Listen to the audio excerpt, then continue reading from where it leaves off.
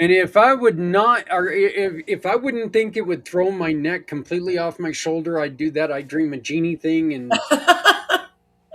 flip my head forward and say blink, and now we're here, we're back, and we're good to go. But yeah, I know I'd throw my head off my shoulders, but we are back with Janet Hatfield right now, and hopefully we'll be getting in a couple other guests here pretty soon. But Janet's one of my dearest friends. She is one of the brightest people I know. She is one of the most caring people I know, and she would be an asset to anybody. And in the nonprofit world, I've worked with you, Janet, now for years. A lot of years. Yeah, and it's always a pleasure. I know that you're always here at my beck and call, which I just greatly appreciate. And Jada, we've been talking today about what we need to do in order to help our veterans in many different aspects. I mean, there are so many different things that we just like simple things that if they were done, we could make a difference. Well, yeah, and there's just way too many gaps out there. I mean, the biggest thing is for people to understand that veterans are not taken care of once once they're done with deployment or anything. And the misnomer is always, oh, well, the government takes care of them, or well, you've seen what the government's been doing. They've been slashing funding left and right for them. So it's up to local nonprofits to try to fill those gaps in all of those areas that traditional, non traditional, all of the above to try to help these people because the worst thing is for you to have signed a blank check and then can't get help. Yeah. I had a conversation earlier with somebody, and my my my solution to this problem was very simple. We could take and we can sit there and we can try to um, we can do everything that we can do to make a difference, and kick out these politicians that are in now, and we can go towards moving new ones in, and we can do all this other stuff, or we can do it ourselves, Yeah. and we can work together to do it ourselves. One of those things is going to work, and it's Well, not the one that is thinking about bringing in a new bunch of politicians. well, and The the new ones challenge aren't going to though, give a shite either. They're just not. well, the challenge on people doing it themselves, I mean, you know as well as I do that every time you spit, there's a new nonprofit that's forming that's trying to do exactly that. But then how do you fund that? Grant pipelines are rough, especially in your first year. Nobody wants to talk to you, nobody wants to deal with you. So then, how do you get the community to understand that you are the foundation of that community with what you're trying to do to help those underserved populations and to help those people that are in crisis right now? Because the unfortunate part is that most of the for profit companies that are out there in your communities, they want to talk a big game on, oh, we support this, we support that, but they don't want to do it with their dollars because they're counting ROI. You cannot Mhm. count people as ROI. I'm sorry, it doesn't work that way. So understanding that, my guilt thing with for profits used to be, I love that you post twice a year. Thank you for your service. But if you really want to thank these people for their service, put your money behind organizations that every day, boots on the ground, are in your community doing something and making a difference for these people. And I don't know how much more clear or, how much more guilt ridden I have to be to people to get them to understand that, look, you help make these nonprofits function. But if you don't step up, then they can't step up. Yet the money doesn't come, like the parents used to say, money does not grow on trees, Yeah, and especially for nonprofits, and it doesn't just especially. up and appear. Yep. It just doesn't do it, and Yeah. they need your help. And this excuse, well, I didn't know it was in my neighborhood, so I gave it to insert big name organization there. Exactly. That Yeah, is the such, nationals. yeah, it's ridiculous because, God, ask a veteran in your Right. community, and they'll tell you somebody in your community that can help them, that is actively helping them Yeah. right now. Or try So, going to half of the events that are out there because nonprofits are always there. It's yeah, like if you want to get specific to, knowing who's in your veteran community, go to the veteran events. It's like you're going to see all the nonprofits that are out there trying to help these folks. And if you can't sit there and understand that this is where they're congregating, then I can't help you. yep, yep. Well, we hear them. We Hey, don't hi see Janet, you. hi Zach, it's Bart and Bill. I'm We trying to don't. Yeah. get the camera turned on. Well, if you look like right underneath the boxes that are underneath your picture on the big screen, there's one with the camera there. Well, Uh, I see the camera and I see Oh, the right here.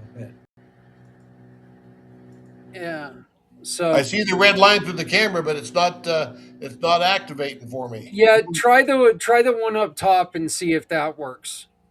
The one next to the gear icon. Yeah, that's not working either, Zach. You know, you know what, Bart? We can just talk to you. I mean, it'll definitely not be the same because we can't see your pretty face, but that's okay. We can get the message. So, um, We'll and keep messing with it, but I'd like to introduce my vice president, yes, Bill please. Kaufman, Hi, Zach. How you doing? and this Doing is good, Janet. doing good. I've known Janet for years. She used to be with Healing Warriors. Love you, sweetheart. Love you too, baby. So, Well, Zach, um, thank you for bringing us on. hey, you know what? You know what? I look. This show would not be the same without you guys. Okay, we replayed the episode from 2 years ago just the other day, and there were people who were still like still amazed, at it because I like one person said, "Wow, you and Janet really let Bart have it for saying that he doesn't do much, huh?" And we're like, "Yeah, we're gonna keep doing that." So we'll hold it to his fire. So, Bill, how long have you been with Bart? Too long. Well, it's not stopping. I can see that. No, we met Bart in May of 2019, right after my wife's mother died. We met him, and he was displaying his statues. And That's a hard a shot. couple of months later, we went to our first meeting at Pam Vets in Loveland. And then Bart talked to me, and I was retiring. I'm a retired attorney, and I was just about ready to retire from practice. And he asked me to come on the board. I'd say I've been with him 6 years on the board, and I'm member of the board and vice president. And it's been one of the most fun things I've ever done. I can tell you that. You know, Bill, I say this every year because you guys were with us at Families, Cubs, and Causes when we gave away a couple statues to some to a couple older gentlemen there in the park in Alt, and there was one that we gave to him, and because of somebody not doing his job correctly, we didn't have the paperwork for it. So Bart just took the one that he has as a show piece, and told the gentleman that, you know what, we're going to get you your personalized one. We just need a couple days. And Bart presented that to him, and this little guy, and I mean he was a little guy, took and grabbed that thing, and he held it like it was the best thing that was ever given to him, Yep. because it shows that somebody remembers and somebody cares. And that, I think that's the reason why, Bart, we do, when you talk about, when you talk like you don't have a large imprint on people, you I love you. I love you, Bart. I love you with all my Right. heart, but you're full of shit. Yeah. Tell me what you really think, Zach. Yeah, you got it, buddy. You got it. I will. So, but I saw that, and you had just given my uncle who passed away just weeks before, you had just given him posthumously a statue, and I had more tears in my eyes about that little old dude grabbing a hold of that thing, and it's like he won an Oscar.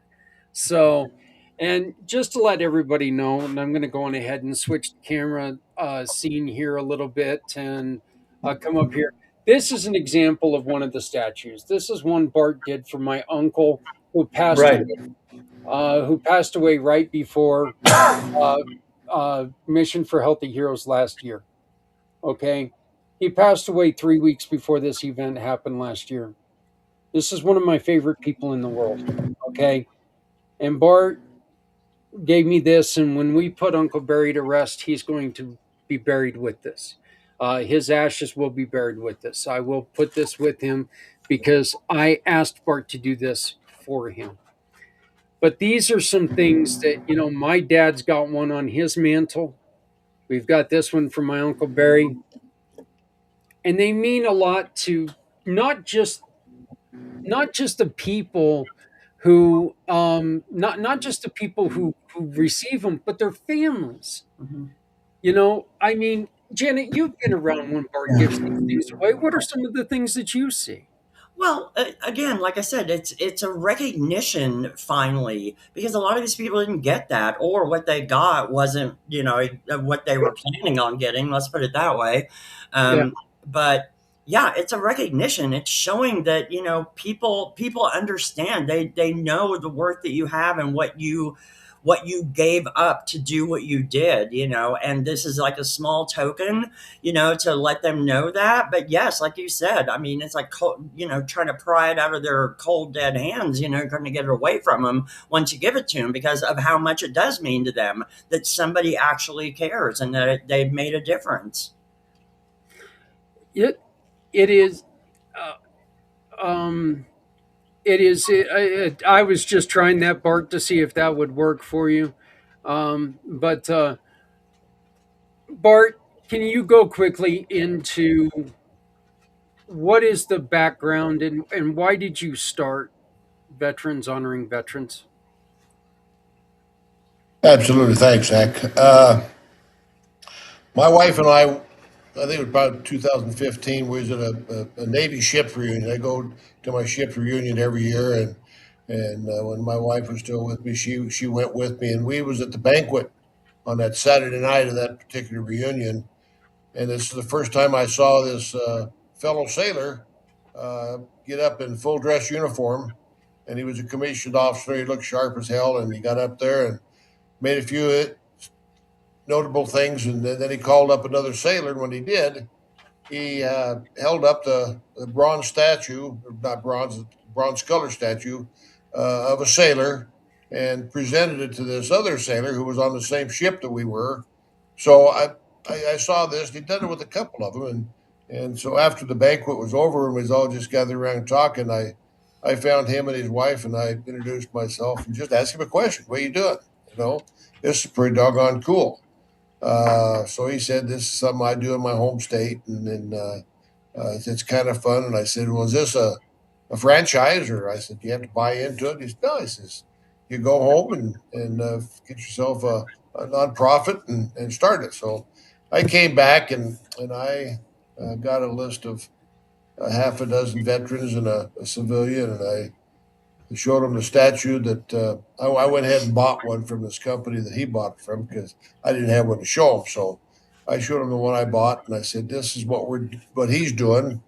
I said, "Do you think the seven of us can do anything?" And they said, "Well, let's sit down and talk about it." So lo and behold, if we didn't go ahead and start a 501c3, it took us a while to find a name that we could use that hadn't been used, and Veterans Honoring Veterans. There was one other in the United States, and but they did something totally different than we did. So, but that was in 2017 when we got together. We started presenting statues in 2018, and May of 2025. At one of the breakfast banquets or one of the breakfast presentations, we hit our 1,000th statue, Oh, and wow.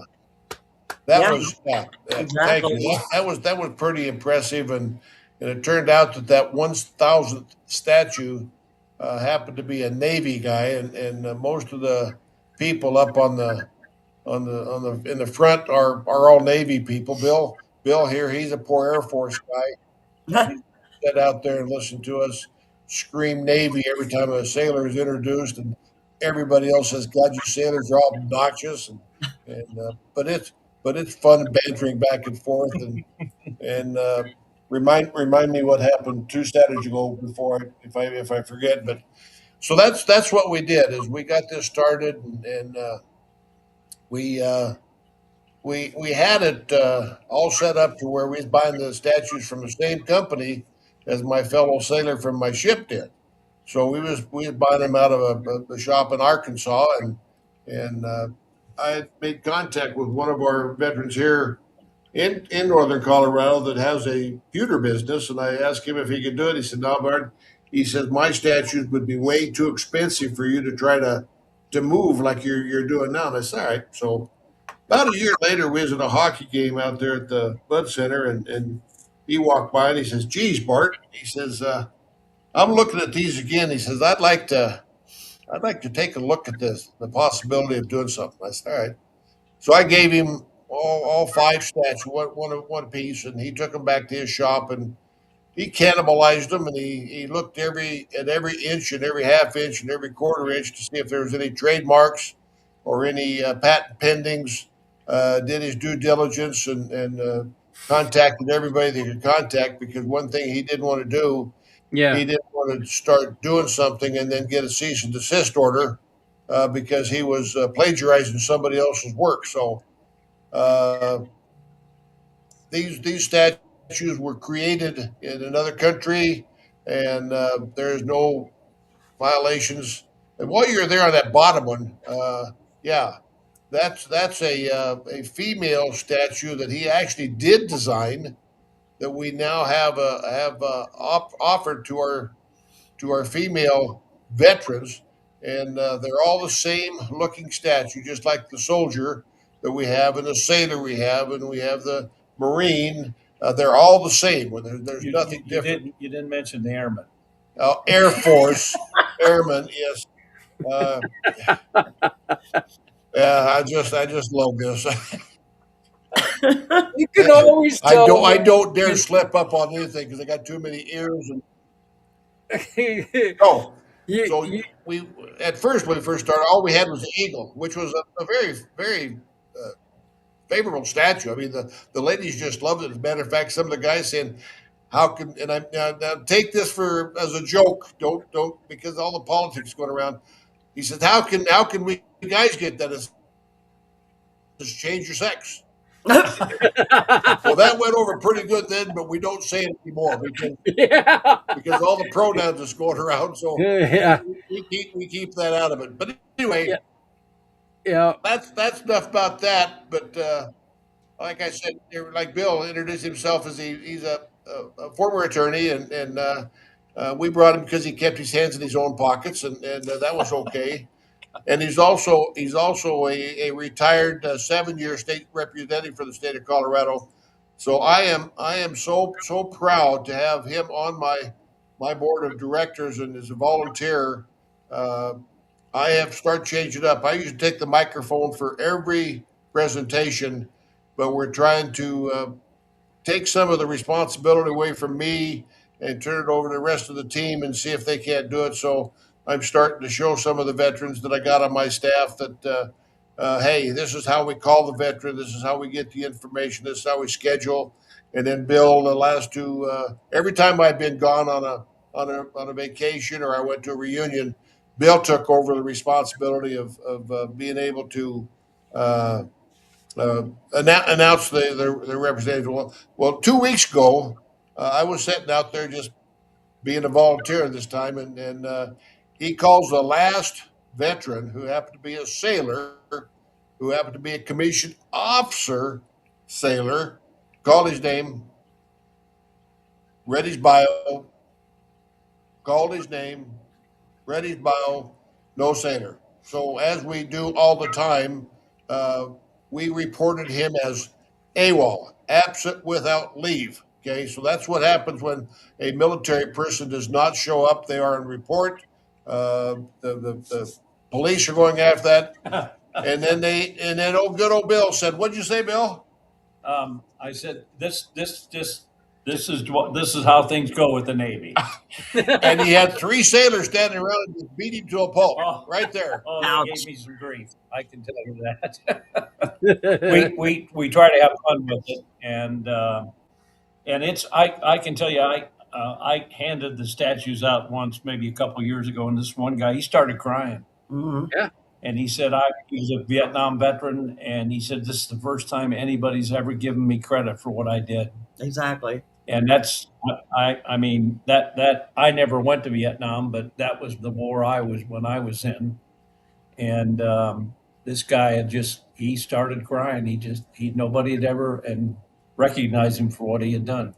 Yeah. So that's really the joy of this is Mhm. to give these statues out, and you can just see it in a lot of their faces. They really it gives them it gives us a warm feeling. And Mhm. I want to say one thing about that. It's not just me on the board. We've got a really good board.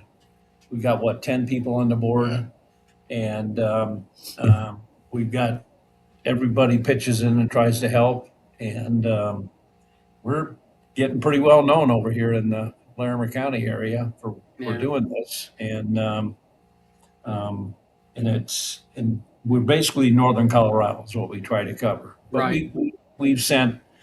I'll give you an example. There's a young man.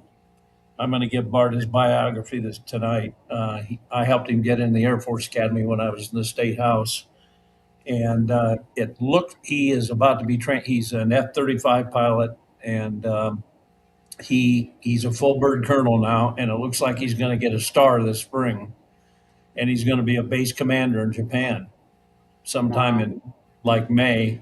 Well, I'm hoping we can get him a statue. Yeah. So to recognize what he's done, he's good. Not a young man anymore. He's in his 40s. But he's Wow. done well. He's done well in the Air Force. Well, So what you heard is he says he sponsored him. So in order to get into the academies, uh, you need to have a state official, such as a senator, or representative, congressperson, to uh, write a letter of recommendation. recommendation, Recommendation. Yeah. and That's what I did. that's kind of the what they kind of look at. You know, they look at the veteran or the person themselves, but you know, you can't be a John Q. You got to be somebody that's earned their way up. Boy Scouts is a good candidate. If somebody was in a Boy Scouts while they was growing up, it shows leadership. And I had my grandson apply, and he had a senator from Florida sponsor him, and he did his interview, and he was declined because he didn't have any leadership during his high school career, and that's something they look at. But going back to these veterans who get this, like Bill said, you know, a lot of these veterans have not been recognized, especially Vietnam veterans.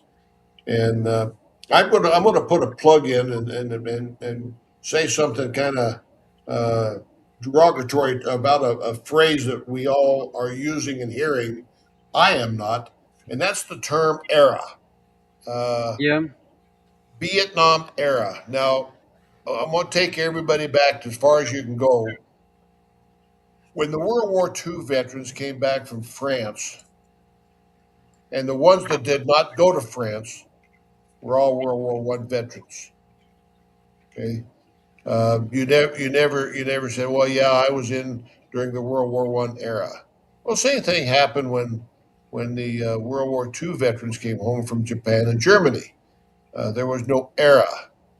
Korea, they were not welcome, but the same thing. There was no era.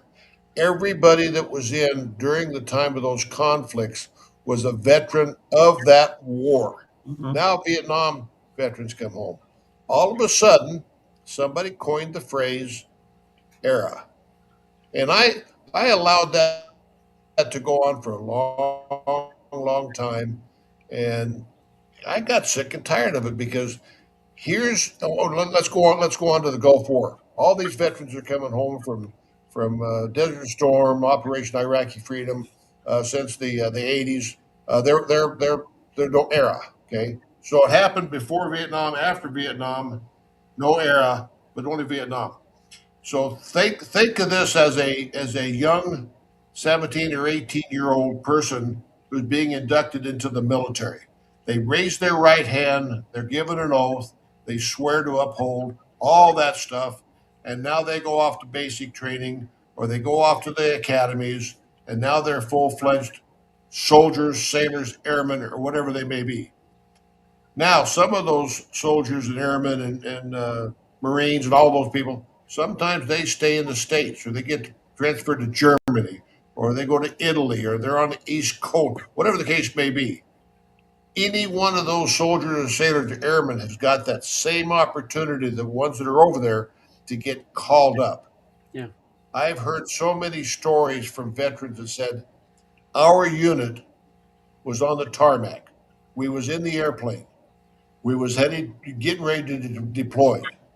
Well, so to say that you're not a veteran of that war is not fair to them.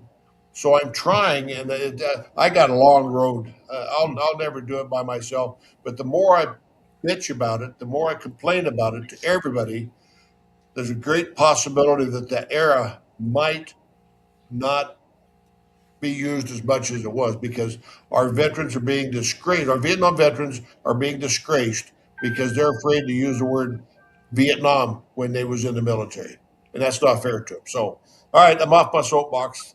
Hey, I completely agree with you, Bart. I actually earlier this morning I had somebody come on and he called himself Vietnam era, and I Where we're and it, trained, it's yeah. muscle memory. We're Pavlov's dog. You tell us, we're going to learn it. We're going to keep it, and then I'm trying to break that mold because it's not fair. Well, and the one thing Let that me let me give you. I got a I like to play golf, and one of my buddies, he was in the army during Vietnam, but he got sent to Germany. He never he was in 3 years. He was an artillery officer, and he'll wear a cap that says Vietnam era veteran Mm.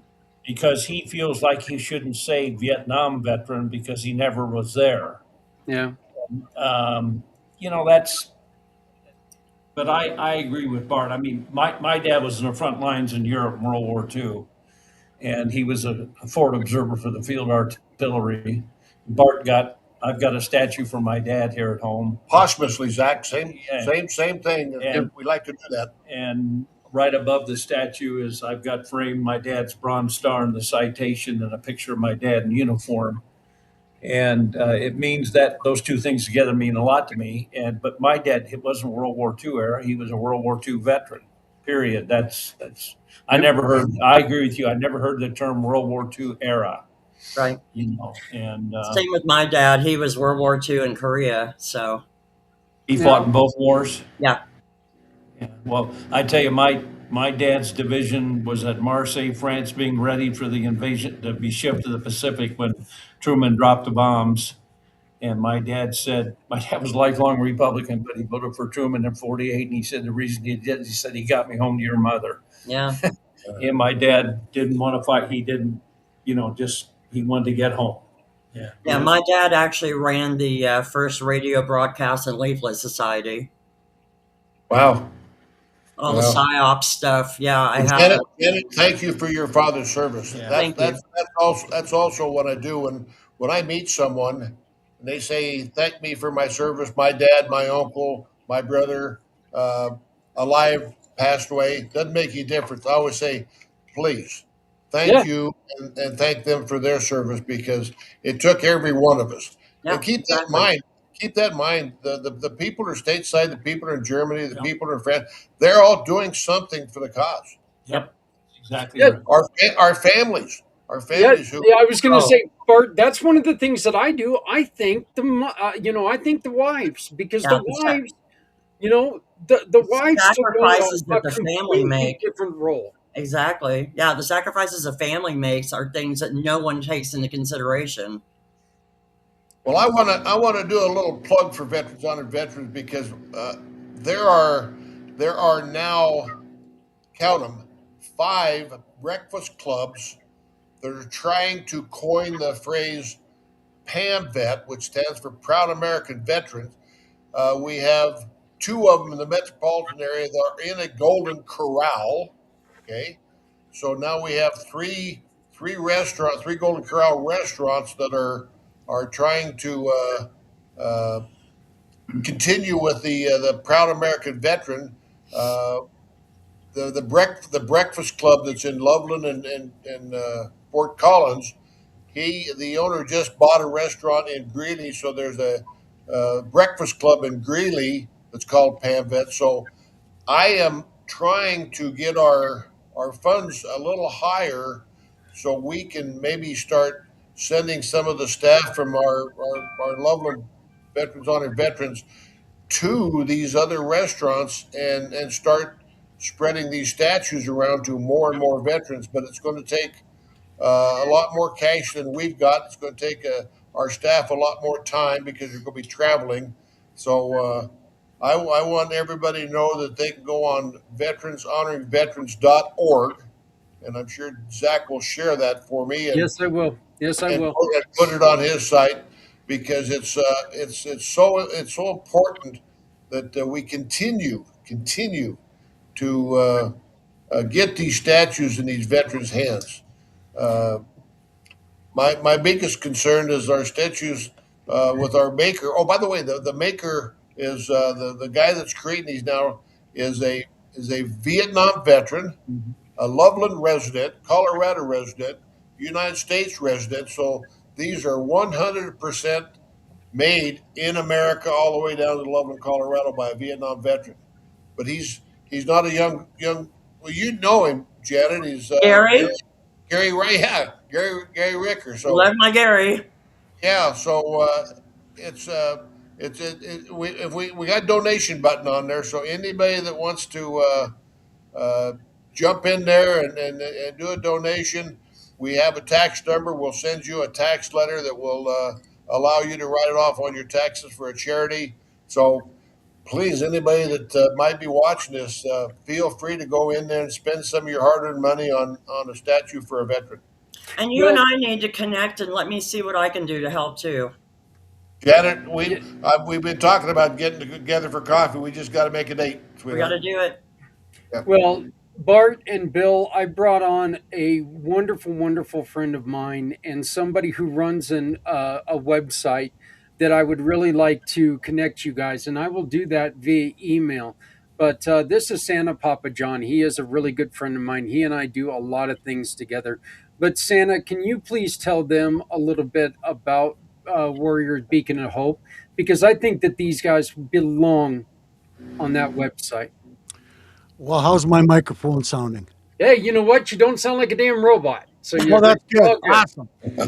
Last time I jumped on this about an hour and a half ago, it was like wah wah wah wah because computers have a wonderful way of changing your settings all by themselves, and I had to go into my settings and going, what the frick is going on? Well, nice to meet you both. And, I'm Santa Papa John, and I have been doing Santa going on. I just finished my 8th season. Yes, I do the normal things of the home visits, the daycares, the businesses, but I'm a retired truck driver with 3 million miles under my belt. And then through the power of networking, I started expanding my horizons, expanding my thinkings, and, I've got well over 100,000 followers on social media. Wow. And I ran into quite a few veterans that started saying to me, I'm on the waiting list. And I said, we're the biggest and the baddest in the country in the world. Why do we have to treat our veterans like this? This is not acceptable. We have to do something better. So through many conversations with my wife and her praying to God and meeting Zach and different people, I said, "What does Santa have to do with veterans?" And the conversations went on that Santa's a reliable, he's an honest character that can promote some positive things for our veterans. And through the conversations, the warriorsbeaconofhope.com has now sprouted. And what it is a veteran site that, through the conversations that I've had with many, many different veterans, many, many different organizations, I said, is there not a national list of services to help our veterans? Because Bill goes on holiday. He lives in Seattle. He goes to on holiday St. Louis, and all of a sudden he needs some services. And where does he go to look? If he doesn't know anybody in a group, an organization, doesn't have a contact, he doesn't know where to go to look, what's available in St. Louis.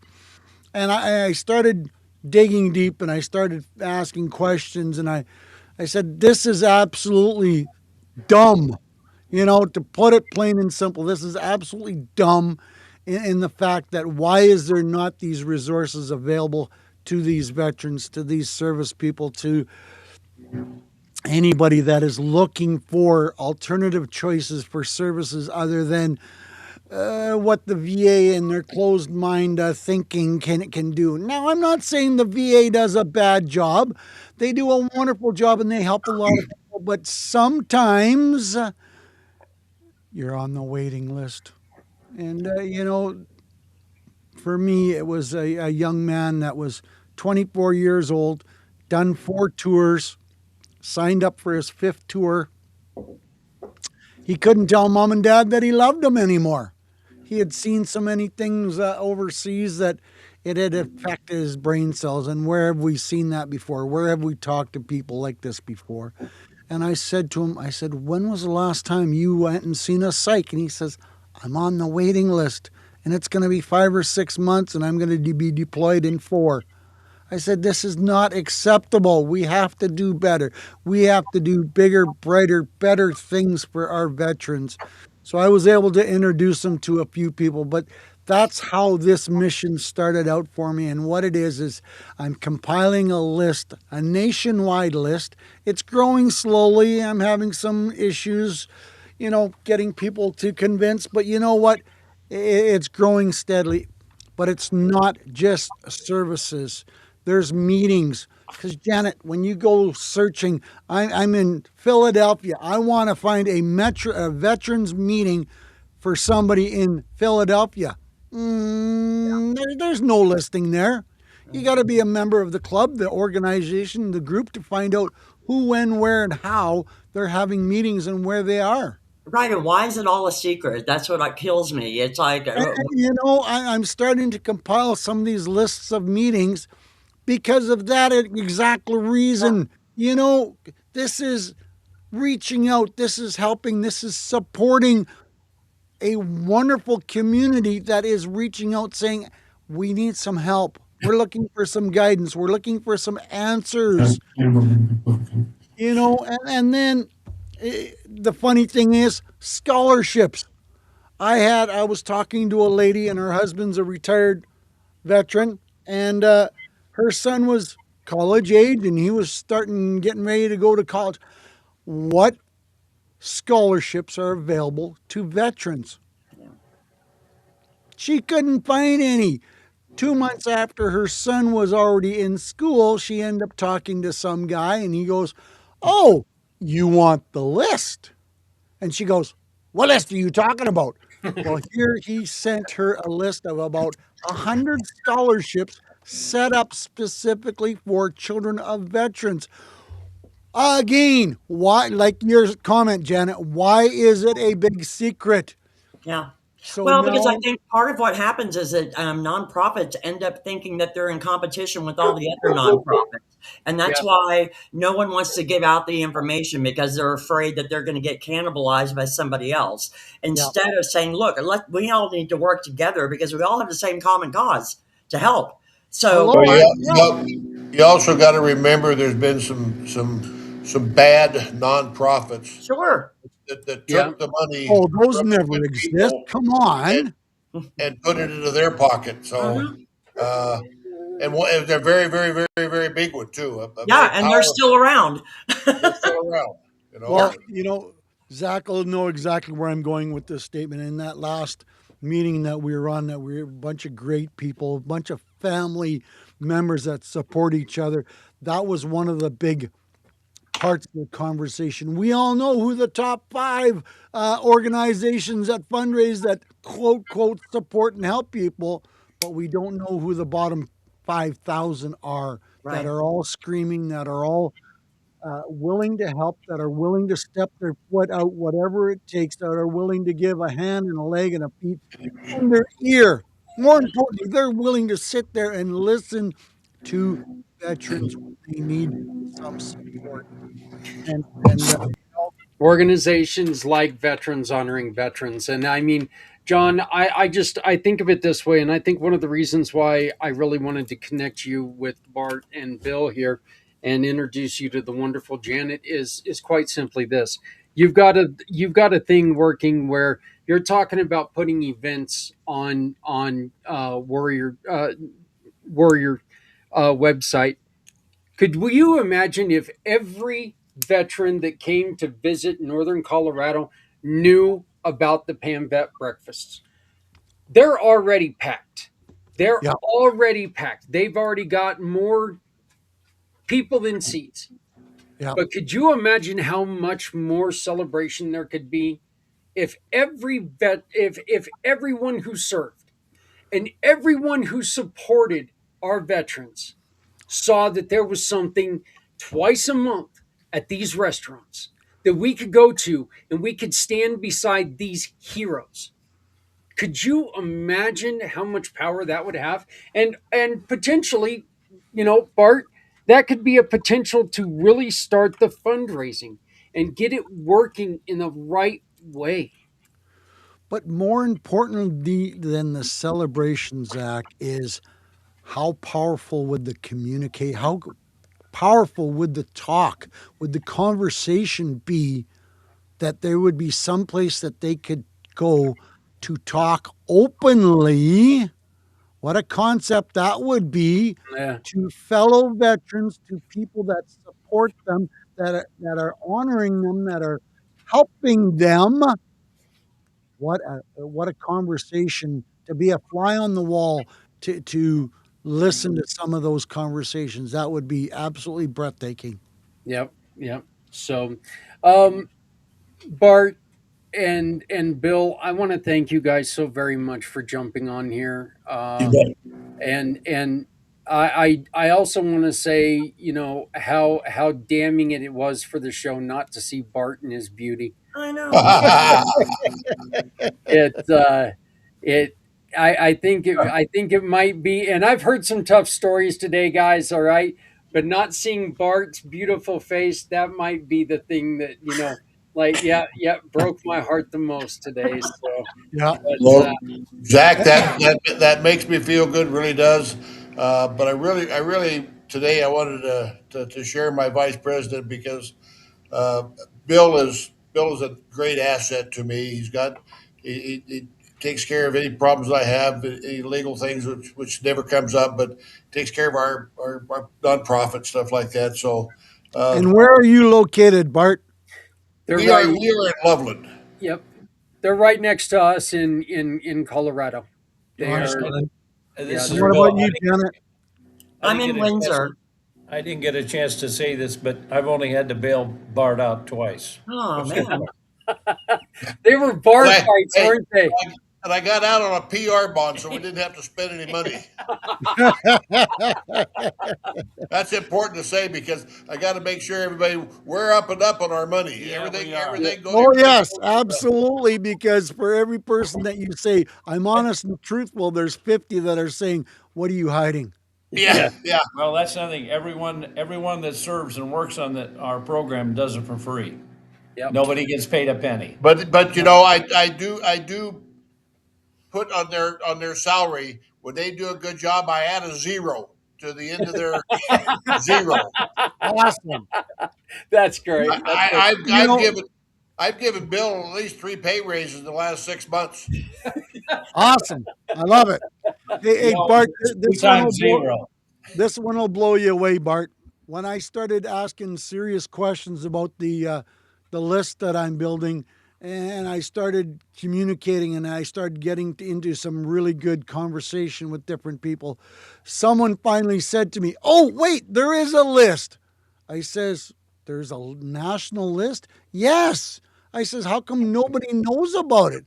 "Well, they charge $5,000 a year to be on this list." And I went, "Oh, no wonder nobody knows about it because nobody Yeah. can afford to be on it because every organization that I talk to can barely afford to Because pay the cell phone bill." Yeah. because there's 5 companies on it, and we know what five those are. That's why. Yeah. So, So, and by the way, Bart, the last time I got out on bond, it was because of a PU bond. So figure that one out. But Yeah. Hey, we'll Zach, just last time Zach and I met, we met at the library in Loveland where I gave his dad a statue. no, that was my uncle's statue. That's That your was uncle? my Okay. uncle. Yeah, yeah, that was my uncle's statue. So yeah. Yeah, yeah. You actually gave my dad the one in the park with my with Yeah, that's right. That's right. so yeah, but yeah. So look, Bart and Bill, Bill, I look forward to meeting you in person. You bet. We're gonna Let's have to like get that. up to the we're gonna have to get up to a breakfast here pretty soon. Maybe we can drag Janet out there and we can all get together and sit around Okay.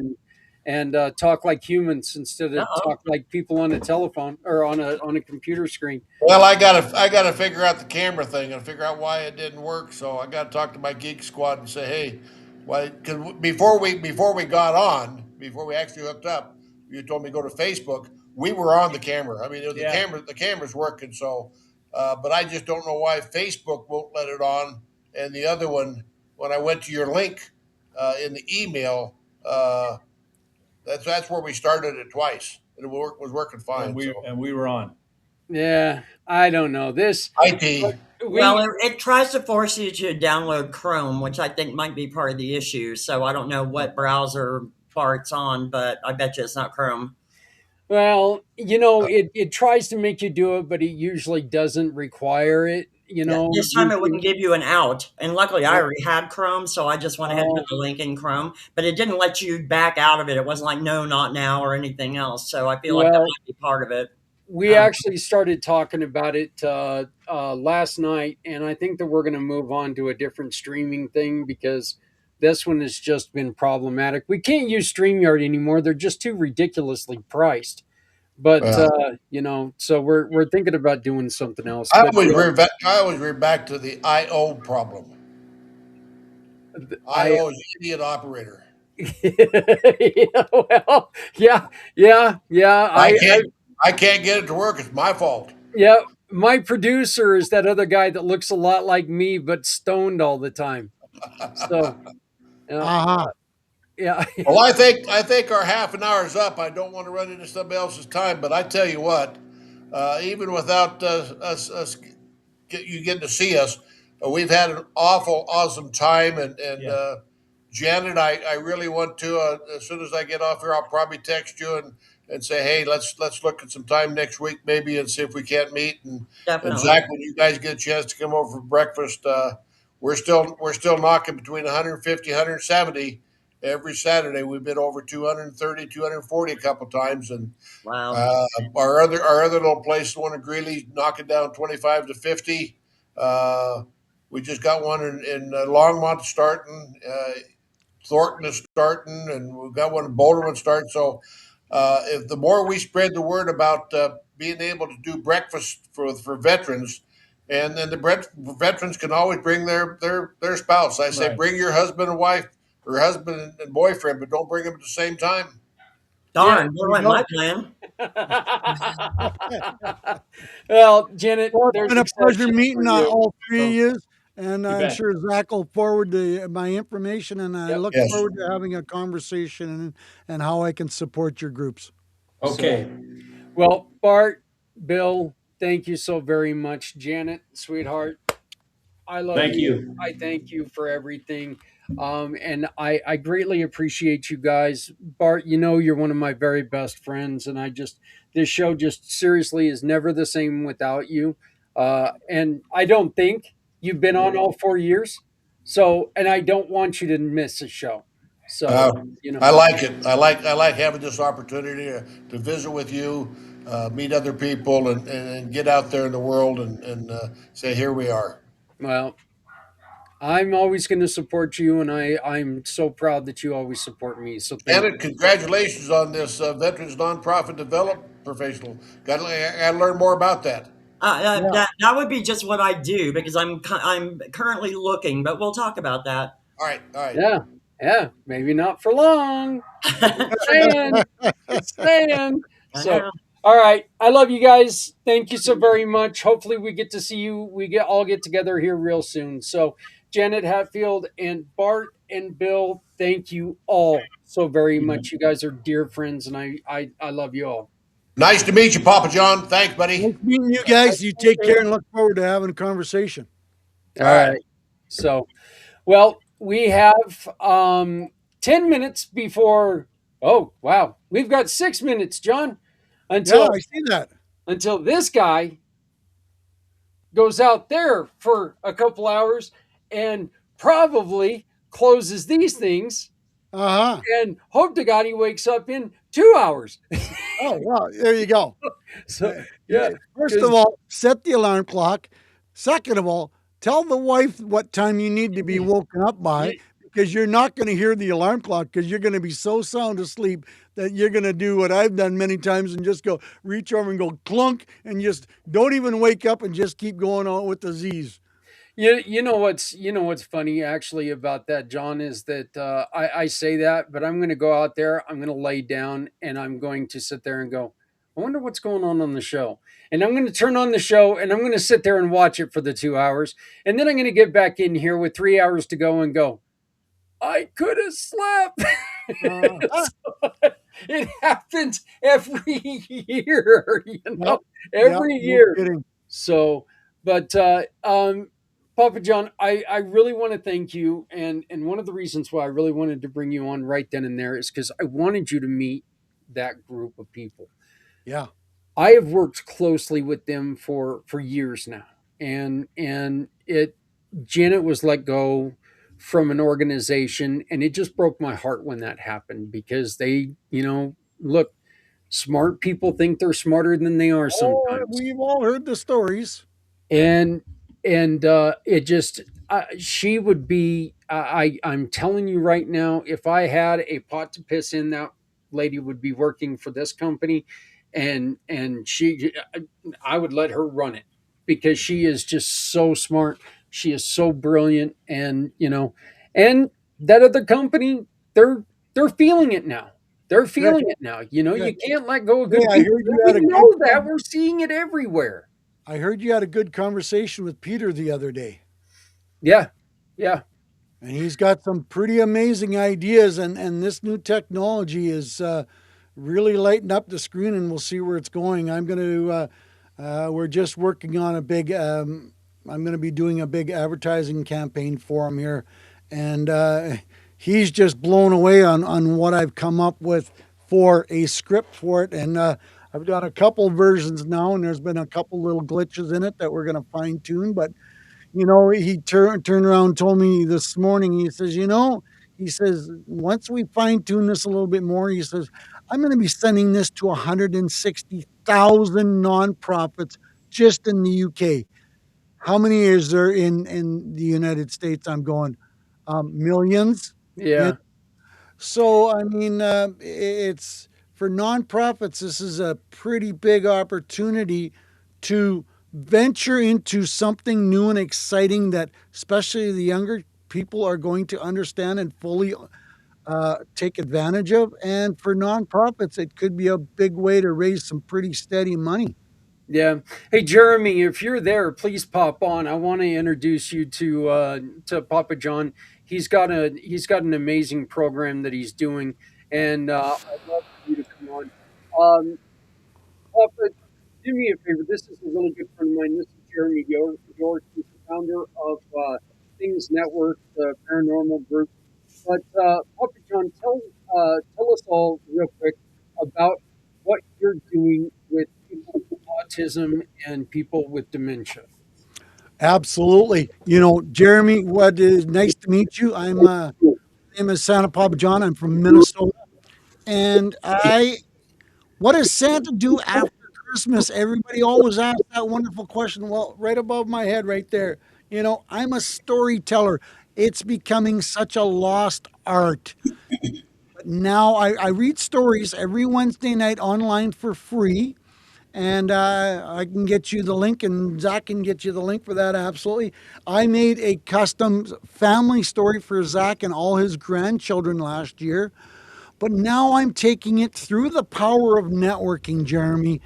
People have said, you've got a gift, you've got an ability, you've got a way to create some positive, happy, joyful stories. Take it to the next level. And of course, your ears go bing, bing, bing. What's the next level? Take it to nursing homes, senior care, group homes with autistic children and adults. We all know they need another reason to smile, giggle, and laugh because sometimes they don't even have one.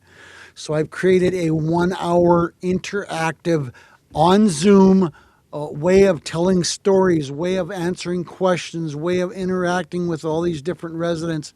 And I can do it worldwide. I had a very good one-on-one with a young lady last week from Australia. I did not know this. She was a retired teacher. She was a retired librarian that had started reading stories during COVID when everything was shut down, and then she stopped because she got too busy with it.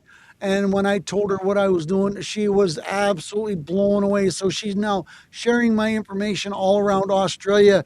I'm doing a bunch of stuff with people in Scotland and England, and of course, I'm building it up in the U.S. and Canada. So I'm looking for introductions for activity directors, and I'm having fun with this. This has changed my life and changed my world. And my stories are not the same old, same old, same old. And they're not always about Christmas. They're not always about elves. Last week I did a story about a cookie and how it was meant to be shared. Well, I had a psychologist who was 76 years old on my story time, and I'm reading this story. I ran into him the following Monday, and he said, John, he said, I really got to tell you that your story was so good. He says, my mouth was watering. You were describing the cookies. So I found another new little niche for Santa to share happiness year round worldwide. That's awesome. That is really awesome. I like that. Yeah, Yeah. Jeremy's got a lovely daughter with who has autism, and so when I was telling him about your program, I wanted to make sure that Jeremy knew about it, and so I wanted to make sure that I was able to bring you on and introduce you to him as well. So, uh, where Where are you, Jeremy? I'm in Fort Wayne, Indiana. Okay, so you're an hour ahead of me. So I read stories for free every Wednesday night at 7 p.m. Central. That might be a little bit late for your daughter, but it wouldn't be the first time someone said, maybe try an hour earlier to see. I haven't done that yet, but I've come up. Is she still living at home? How old is she now? She's 20.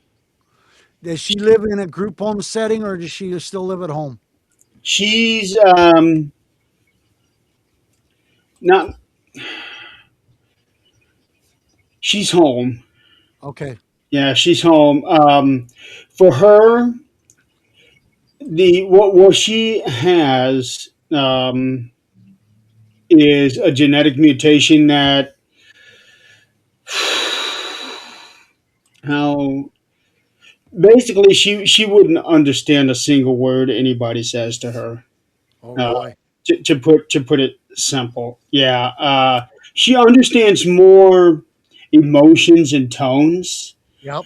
but for words, she doesn't understand hardly anything. Have you been introduced to Mary Stanley from southern Minnesota? Probably not. We need to connect and some information, and I would love to give you an introduction with her.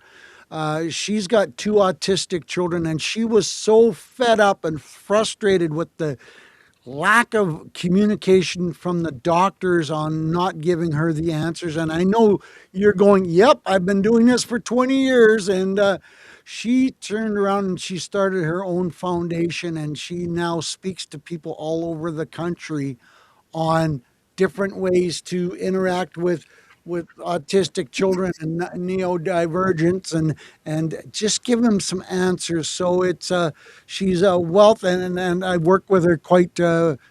We do a lot of stuff together, and I've met her children, and they're beautiful children, and they're wonderful. One is really high on the spectrum, and one's really low on the spectrum. So it's you know but the older girl, she loves listening to my stories, and she pays attention. And she says, Mary says, I've never seen my kid pay attention to a screen for 45 minutes in my life. Well, I can get her going on my screen for 45, 50 minutes. So that's, I'm not saying I'm the best and there is, but boy, I'm sure learning, and I'm taking one step at a time, and I'm having fun. Oh yeah, with autistic children, it's going to be learning every single time because there's always something a little different. Yep. Yeah, So, absolutely. all right. Well, Papa John, thank you very much for joining us. But I'm going to get out of here, and I'm going to call in the boss, and I'm going to let her take over for a little bit with Jeremy. They're going to bring a little bit of paranormal to the mission. So Awesome. they're going to be talking about something a little bit different than what we talk about, which is fantastic because you know what? We've all had heavy stories, we've all had funny stories, but you know what? It's time to have some fun stories as well. So Oh, let's, absolutely. yeah. And So you text me if you need me to jump on any time for the rest of the evening. I will come and support and help you out if you need some help. So just text me if you need me more. you got it, brother. I will do that. All right. Nice meeting you, Jeremy. I hope your show goes over fun. I hope you enjoy yourself, and you know, we'll talk to you soon. Take care. Sounds good. All All right. right. So that's Santa Papa John. Thank you very much. Jeremy, what you guys going to be talking about tonight? We're actually going to talk about what happened to Adrian when she was working at the hospital. She's told the story on Supernatural Talk a few times, but she's never told it during this event. We're still going to be telling some heavy stories. Oh, right on. So you're going to talk to my TV star wife. I No, we're not going. might not have to worry about taking a nap. I'm going to get my ass knocked out. We're not talking about that story. We're talking about the other one. Oh, okay. Yeah. Well, Jeremy, I'm going to let you take over for the next couple hours. You and Adrian, you guys have fun. I know that when we switch to when it comes time for Lynn to come on, we got to switch to the next. Right. We got to switch to the next studio. But I just sent Lynn the link for this one if she wants to join you guys in about an hour. But until then, I hope you guys have a good show. I'm going to get out of here for a little bit. So thank you very much. Go Bye get bye. your old pizza out of the fridge. I'm going to go ahead and get our video going. I'm going to get my old piece out.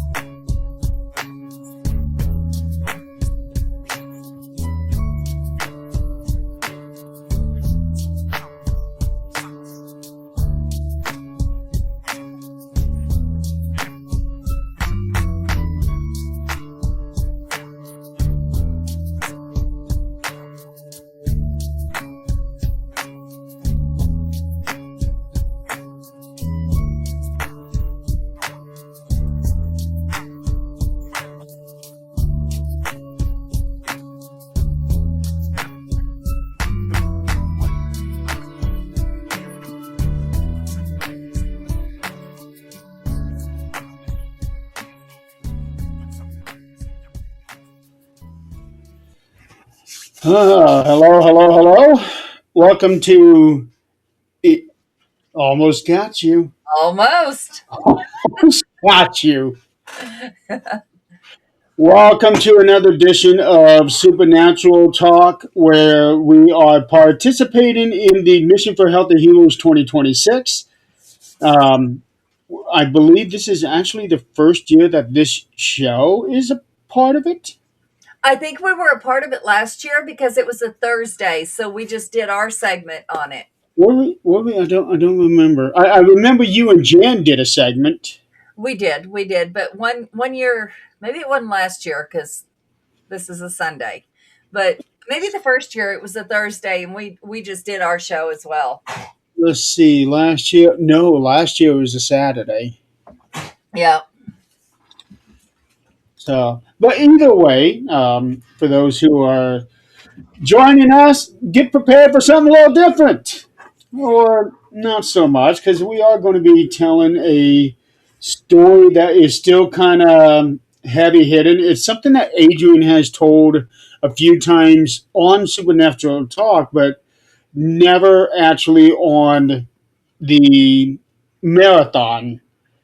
Um, but it actually, it ties in because it was a very traumatic experience and people were severely affected by it. Um, just, just an all around bad story. Nothing good, I don't think, ever came out of it. it didn't. So it doesn't involve mil- actually no, it does not involve military, but it does involve nurses and doctors, which are every bit the heroes that military personnel are, because they're the ones, quite frankly, that are saving people's lives. I know they saved mine 4 years ago. Mhm. Uh, they saved Zach's over a decade ago. Yeah, yeah. So, so we're gonna jump right into it. Adrian is basically going to be doing most of the talking because this is her story, something that she went through, and yeah, well, take it away. Yeah, so in the late 90s, I was working at a hospital, small local hospital. If anybody wants to look it up, it was Veneta, Oklahoma. Um, it was Craig General Hospital. I was a head cook there. My best friend and I were, partners in cooking, and she was my assistant. We had been there. I'd actually been there 4.5 years when this happened, and all of a sudden, my friend comes walking down the hallway. It's about 4 p.m. She comes walking down the hallway, and she says, she's white. I mean, white as a sheet. And she goes, "Diana's dead." I said, "Excuse me?" She goes, "Diana, our nurse, she's dead." I said, "Is she in the ER?" She goes, "I don't know." Like, she was completely. I said, "Okay, um, let's go see." And so we started walking down the hallway, and our kitchen was way at the end of the hospital. We start walking down the hallway, and ICU is at the end of the hallway. And she said, "No, she's there." What? I look over the desk, and our head nurse is laying there. The brains are splattered all the way up to the computer, which is about 5 feet away. Oh, I said, and she's covered with a sheet at this point, but the brain matter obviously is not. And I was trying to figure out what had happened. And all of a sudden, we get this over the intercom: we're on lockdown. You're not allowed to call out. You're not allowed to do anything. Cell phones weren't really, you had to be pretty rich to have a cell phone at that point. And I'm like, okay, I have a family at home that No, doesn't No. Do what?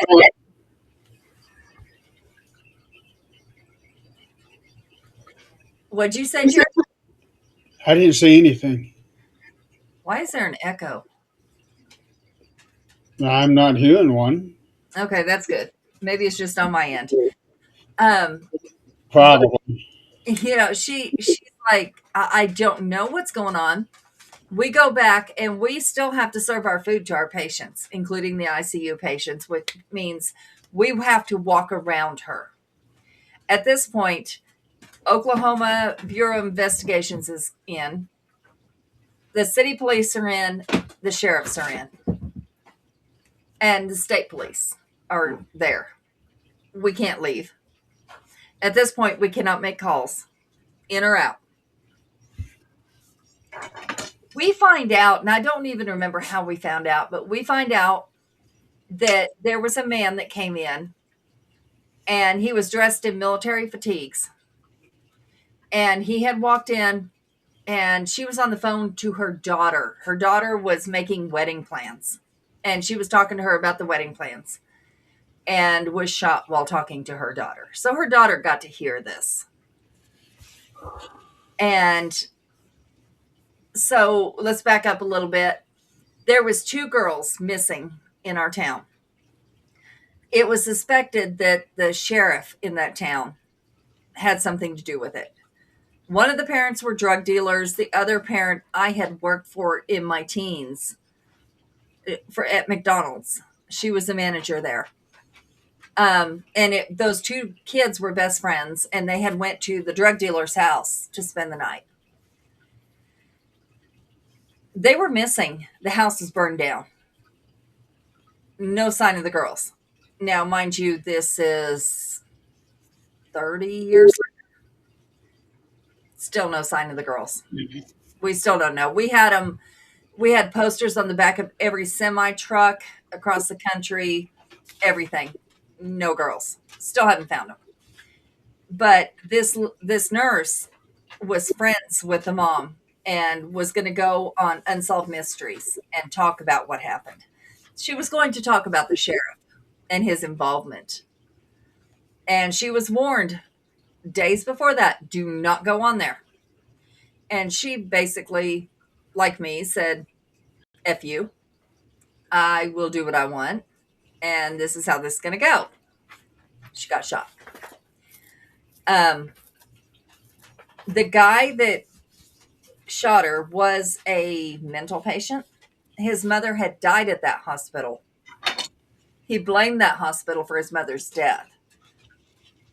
But the whole thing about it was, how did he get a gun? He had been a mental patient for years and years and years and just purchased a gun. Which never should have happened. No, he had help. He had help from the sheriff's department. This same sheriff, later it came out, there was sexual abuse charges. There was all kinds of things. It was bad. So, and the thing is, when you go to work, it doesn't matter if you are a cook, a nurse, a CNA, whatever the case might be. This is a chance you take going anywhere these days. Mm-hmm. It doesn't matter if you're going to the grocery store. This is chances you're taking. But these people knew that this is a chance they were taking, especially this lady. She knew. And if anybody was to look it up, her name is Deanna. She knew that this was a serious possibility. And she wanted to do what was right. Not just in her nursing field, but in her community. Wanted to do what was right. And this is what happened. Now, the rest of us, we didn't know all the ins and outs for quite a while. But we had to listen to this and all the rumors as a matter of fact, one of the nurses, the man went outside. He had a sword when he went outside. And of course, the police surrounded him and said, you know, down or you're going to get shot. And he stood on one of the nurses' cars. Well, he got shot. And that nurse had to drive around because she had no more money to buy another vehicle. She had to drive around with that gunshot and blood in her car from where he was taken down. And you know, all these personnel came back the next day, every one of us. And we came back like nothing happened. We had to take care of patients. That was our job. That's what we had to do. But, you know, of course, you know, this many years later, I don't think about it too often unless, you know, something like this comes up. I look up how the daughter's doing. You know, she has kids now that mom never got to see. She has, as a matter of fact, I think one of her daughters, her granddaughters, would have been her granddaughters, is now pregnant. She would have a great grandkid now. Wow. So, you know, this is all things that have been missed. And all because somebody came to work and tried to do the right thing. Now, in this day and age, you know, we're looking at police officers, first responders, EMTs. When they go out there, they are looked at, especially with everything going on in the world right now, especially in the US. They are looked at as the wrong side from some people. And they are not respected like they used to be. Right. So, you know, they go out there, all the only thing on their mind, they are trained and they took an oath to save lives. They go to a scene, let's say they go to a murder scene. They have to calculate how much blood was lost at that scene. What do they think was lost? And they have to call that in ahead of the ambulance to the doctor that's about to see them. You know, okay, 2 liters of blood lost, whatever. You know, they have to concentrate. They have to do this while they have people on the sidelines calling them names because they are working with the police. Our police officers are going in and, you know, of course there's bad police officers. There's bad everything. Oh yeah. But, you know, they're there every day. When they wake up in the morning, I can't imagine waking up in the morning and thinking, how many people are going to hate me today? When you took that job, 90% of them took that job because they wanted to help people.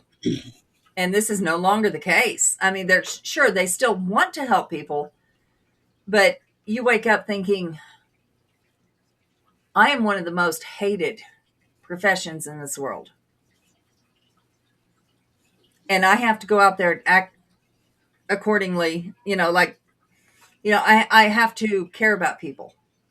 It's hard to care about people. If you ever look at TikTok or even Facebook, where they have body cams of police officers that are being cursed, called names, called racist, called, you know, whatever the case might be. And they still keep it professional. I'm sorry, I couldn't. It would be a very hard thing to do that. Absolutely. But they do it. I couldn't. I would tell them where they could shove it. That's why I'm not a police officer. But And I'm sure there are some who do. with the body cams now, they really can't because they can get that charge thrown out. Now, the body cam might accidentally go out, which mine definitely would. And I would tell them exactly what they thought, but that is why I am not a police officer or a first responder. I could not. right when people act that way, but they do. Most of them do. They act perfectly correctly when people are acting like hoodlums. I miss when back when it was like during the initial months after 9/11. Every police officer, every doctor, every nurse, they were treasured. Yeah. Yep. They were revered. They were so respected. And now, 25 years later, like you said, they are the most hated people. Among the most hated people, let me put it that way. And it's not okay because you have two choices when something happens. You call those peace officers and have them come handle the situation, Mhm. or you handle that situation, you go to prison. That's your choices. Pretty much. I mean, what choice are you going to take? If you're sane, you're going to call them. If of course, if there's an immediate emergency and it's your life or theirs, yeah, that's a different story. But they still have to come in and do a correct analysis of that scene. They have your life in their hands.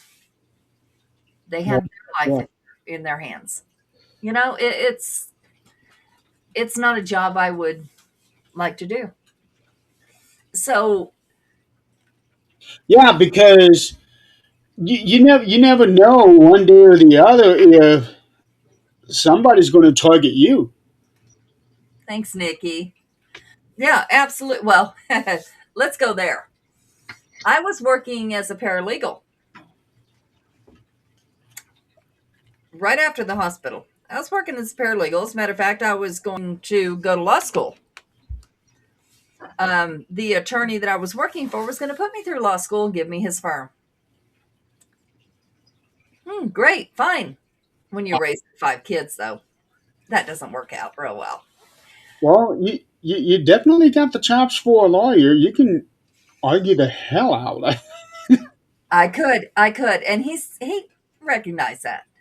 We were in a podunk town in Kentucky, and for years he had this law firm for years and years, and he should be retired by now, but I've talked to him since, and he's not. He's working out of Louisville right now, but that's not where he was working at the time. He had a firm where we were at and a firm in Louisville. But it was such a small town that they would take the files, like the computers weren't a thing when he started. Like they were, but all you did was like write programs on them and Mhm. maybe your document, and that was it. It didn't hold files. It didn't do any of that. So it's like, okay. He said, well, I've got this, like these really old buildings that were storefronts, and then at the top there were apartments. He stored things in this storage building at the top of a storefront.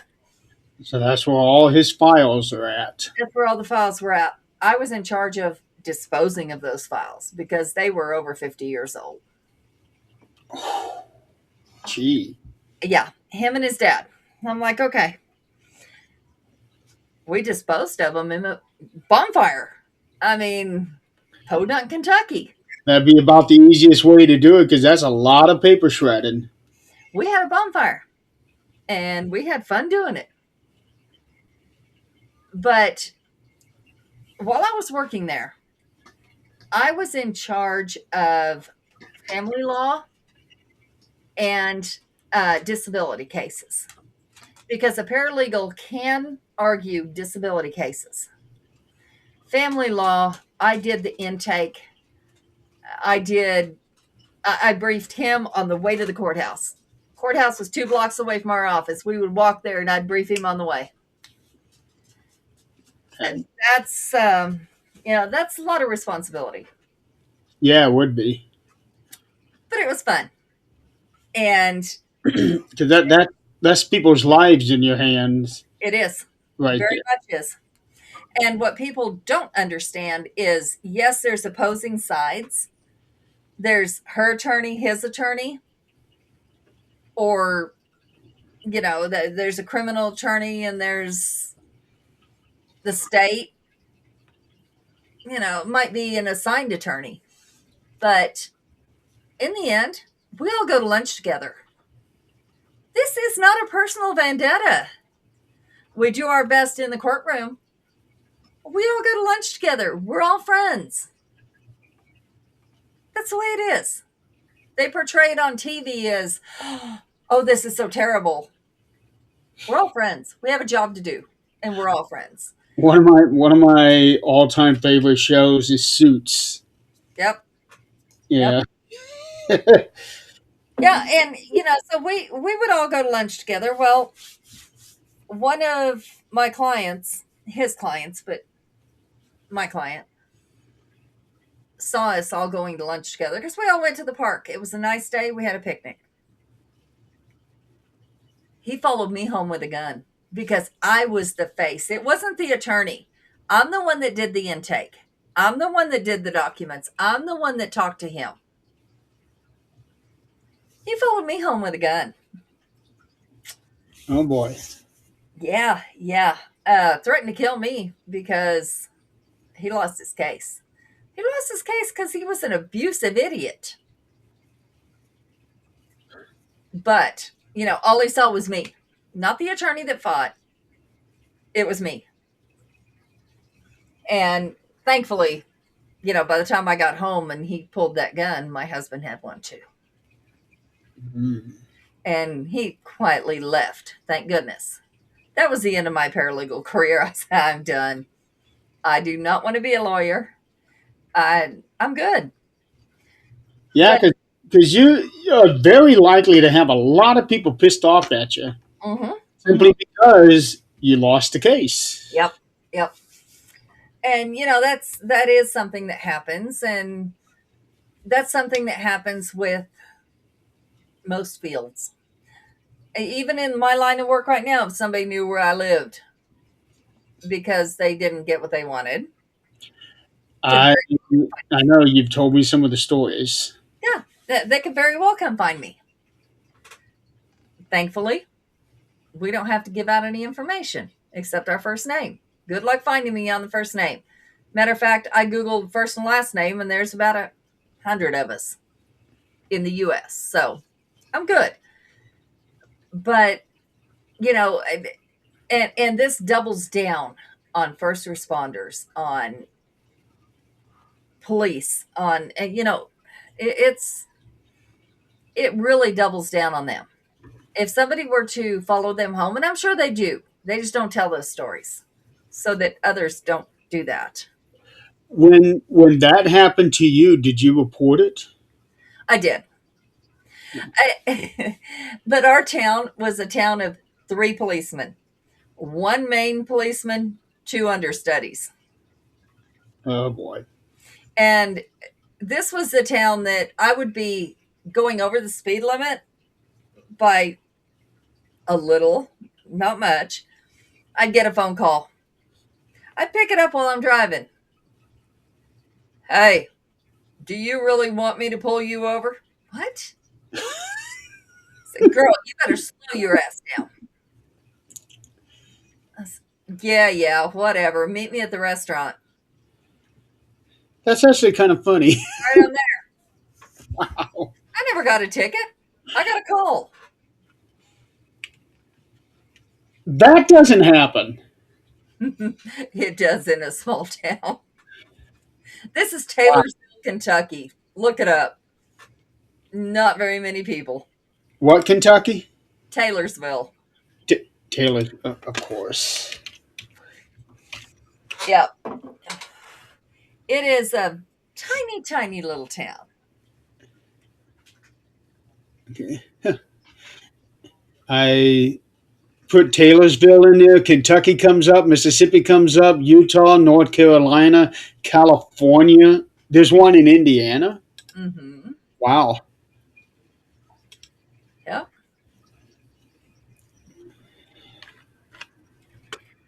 Yep, and that's where I Well, worked. that's right by Louisville. Uh-huh. Yep. That's why he had an office out of both places. That is a tiny town. Now look up Mount Eden, Kentucky. It, That's where I actually lived. Mount where? Mount Eden. Eden. Eden.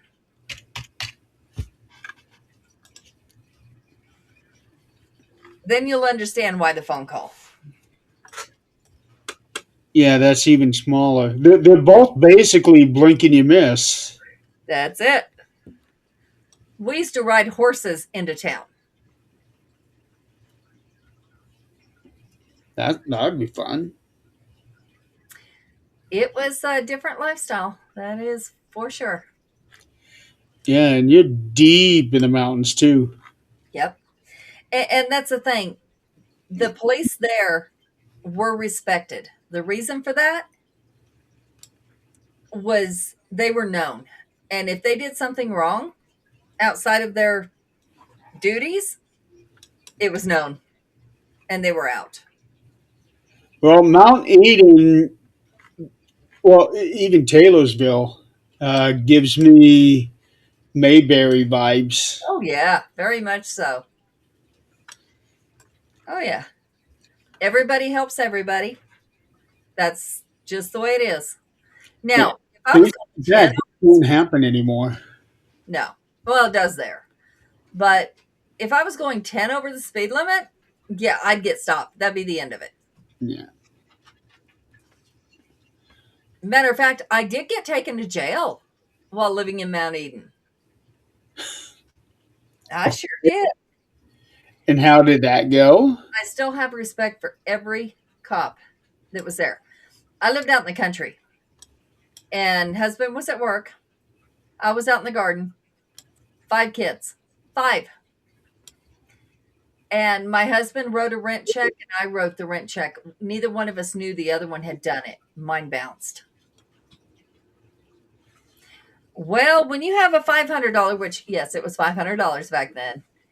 When you have a $500 check bounce, that's a felony. That's serious. I didn't even know about it. I get a cop come to my door. He says, "Sweetie, I got to take you in." Mind you, let's go back. I'm in my 20s, okay? I'm in Daisy Dukes and a tank top out in my garden. I look down. I'm like, I'm filthy. I'm not dressed. And what's my kids going to do? He said, "Come on, let's go in." He goes inside my house. He said, "Let's make some calls." We made some calls. My landlord came and watched the kids. Well, I went. He let me get dressed. He let me take a shower. He waited while I did all that.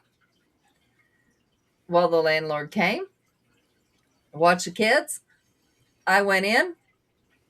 Mind you, I worked for the attorney at this point. And he said, "We're going to call your attorney." I was like, "Why?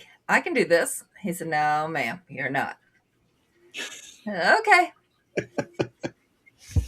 I sat in this damn cell for 12 hours. 12 hours because they didn't call the judge.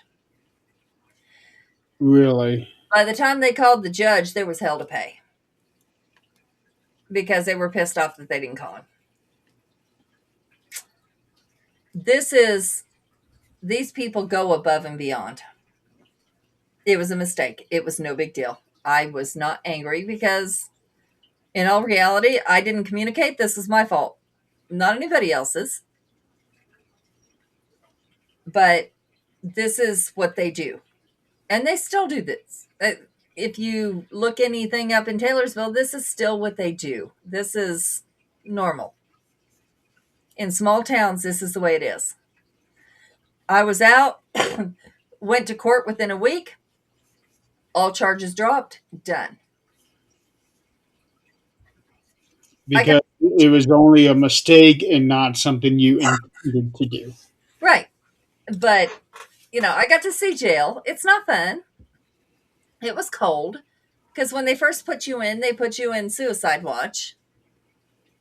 Because apparently, people are pretty distraught when they go in. which is understandable. Absolutely. And I had drunks in there with me. I had all kinds of fun people. But this is, these are things they do on a daily basis. Yet, we only see the bad. Good stories are hardly ever told. That is correct. And So the reason for that is because good stories are not entertaining enough. they're not, they're not. So where is their mental status? And who is taking care of them? Something I looked up today, and it's actually really scary. We see on TV, different shows that we watch. We see on TV where police talk to psychiatrists if something happens, things like that. What about on a daily basis? What about their normal, they go through hell every single day. Good cops do. Um, what happens to them? Do they have someone to talk to each week? They don't. Only if they're pulled in. What they did say in this study was that most first responders, police officers, FBI, all of that will not speak to somebody honestly, because if they do, their job's in jeopardy. And I can't say I blame them, Right. because what you say to the psychiatrist, That determines your fitness for the job. right? Technically, it's supposed to be all confidential. It's only supposed to be in the records, but since the company is paying for them, they Yep, have the rights to those records. they do. They do. And they will recommend to, their boss, whoever it is, hey, I don't think this person's fit for right now. Just because they made mention that they're in rock bottom. I understand it from a political standpoint. If a police officer is at rock bottom, they can make questionable decisions. But what if it was just that moment that they felt like they were at rock bottom because of that day? We all have those days. Yes, we do. And if we were to tell somebody about it, we don't have a job anymore, that would make you not do it.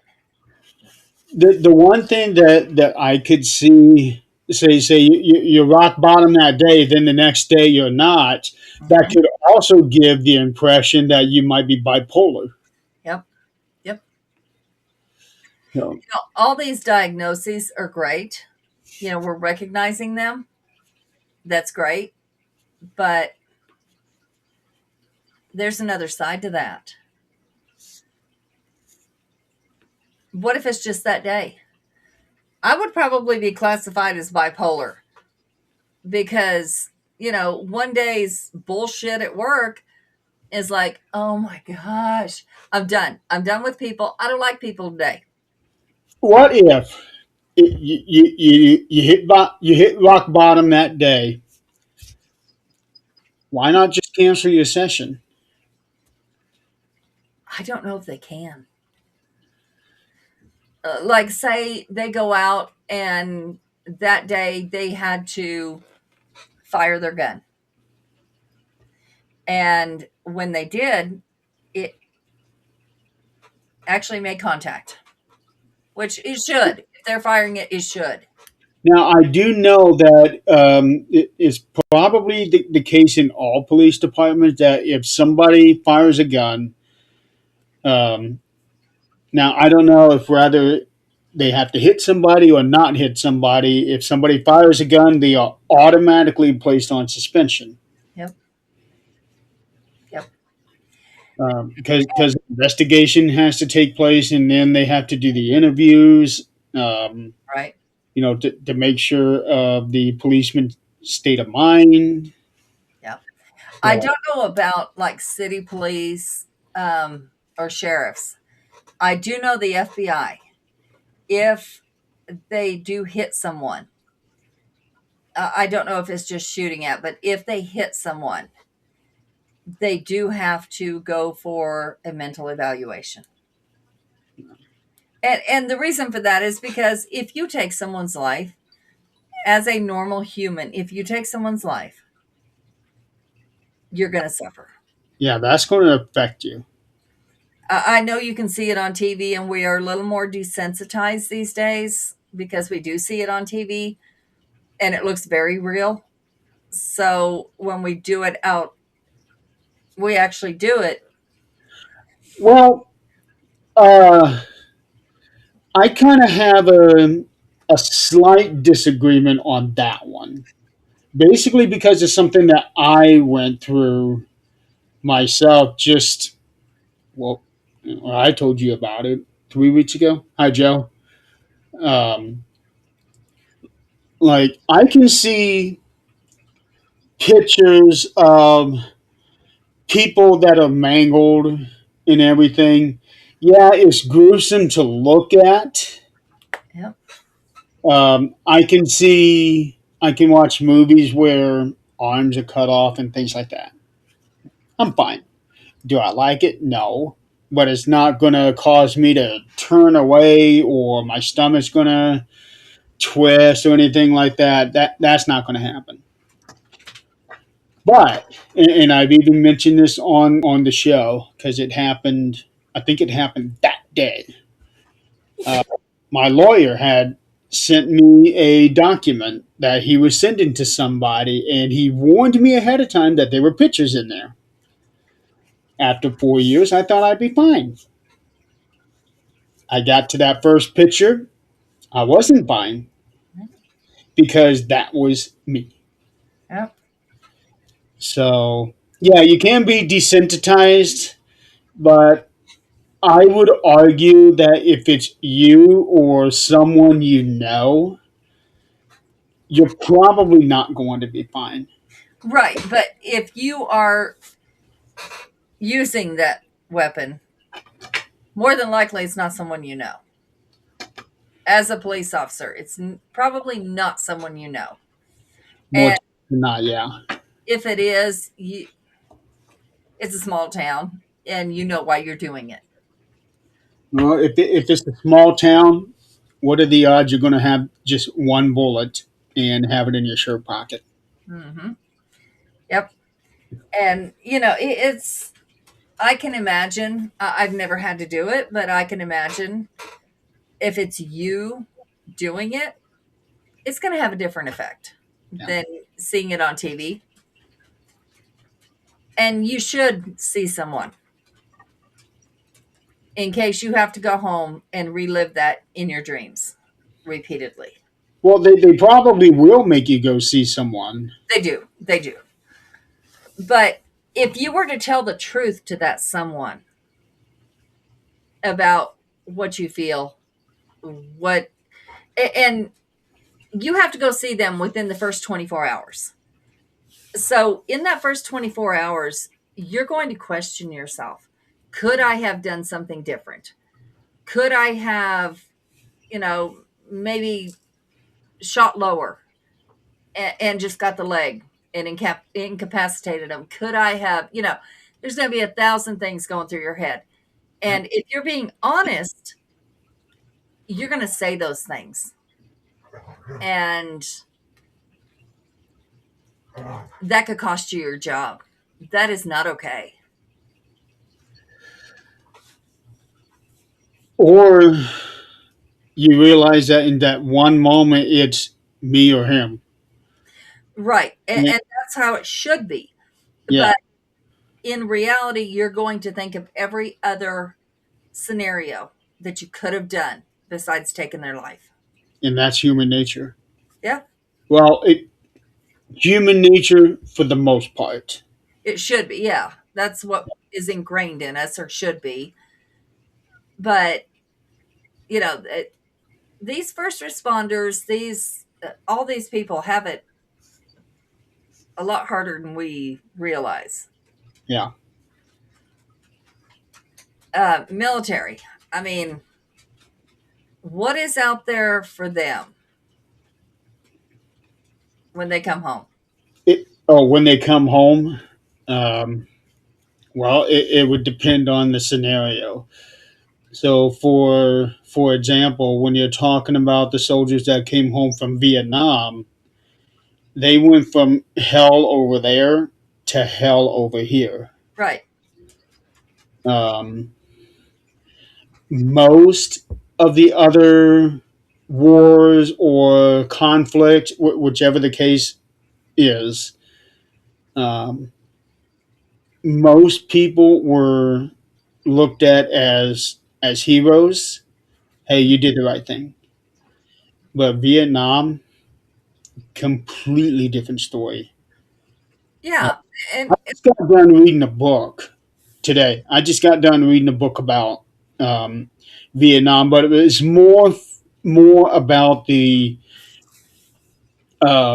protests mhm. and people going to Canada so that they don't get drafted. They were talking about what was it? I think 2A was when you got shipped or processed through to do boot camp, and then there was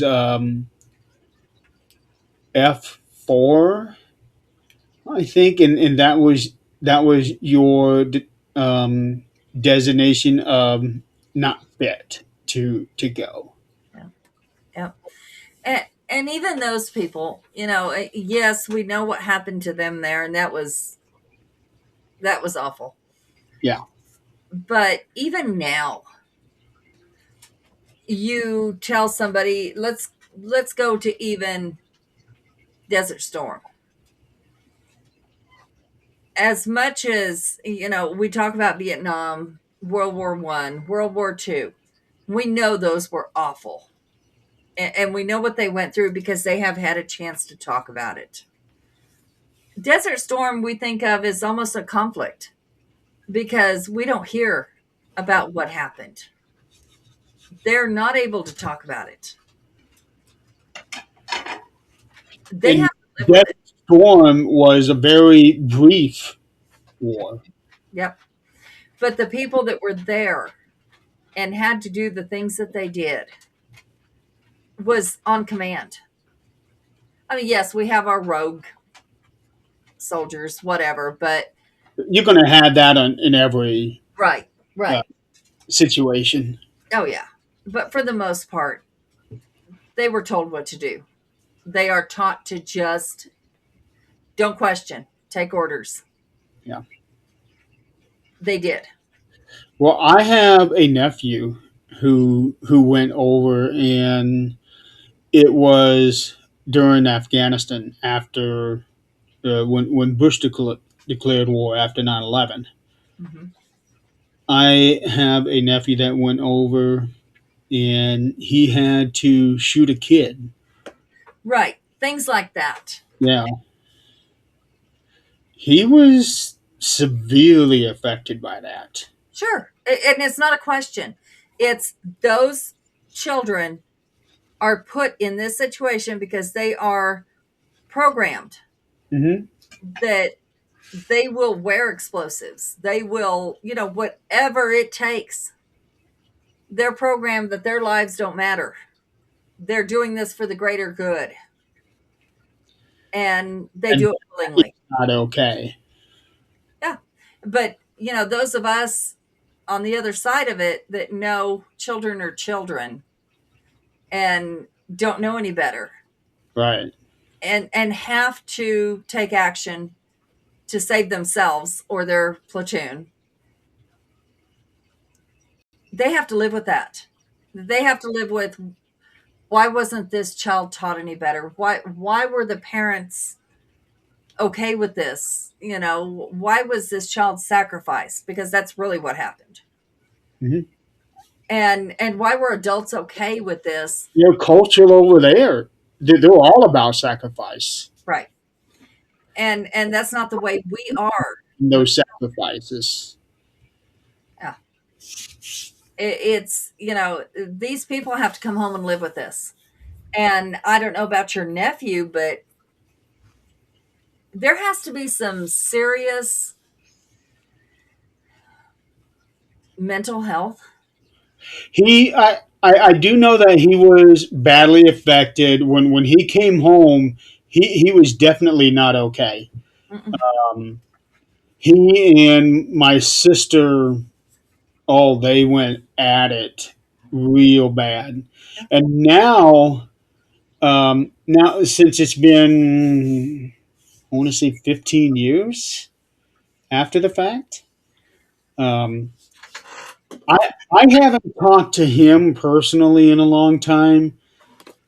Uh, I saw my sister. Well, no, I talked to my sister a few months ago. Uh, he's doing okay.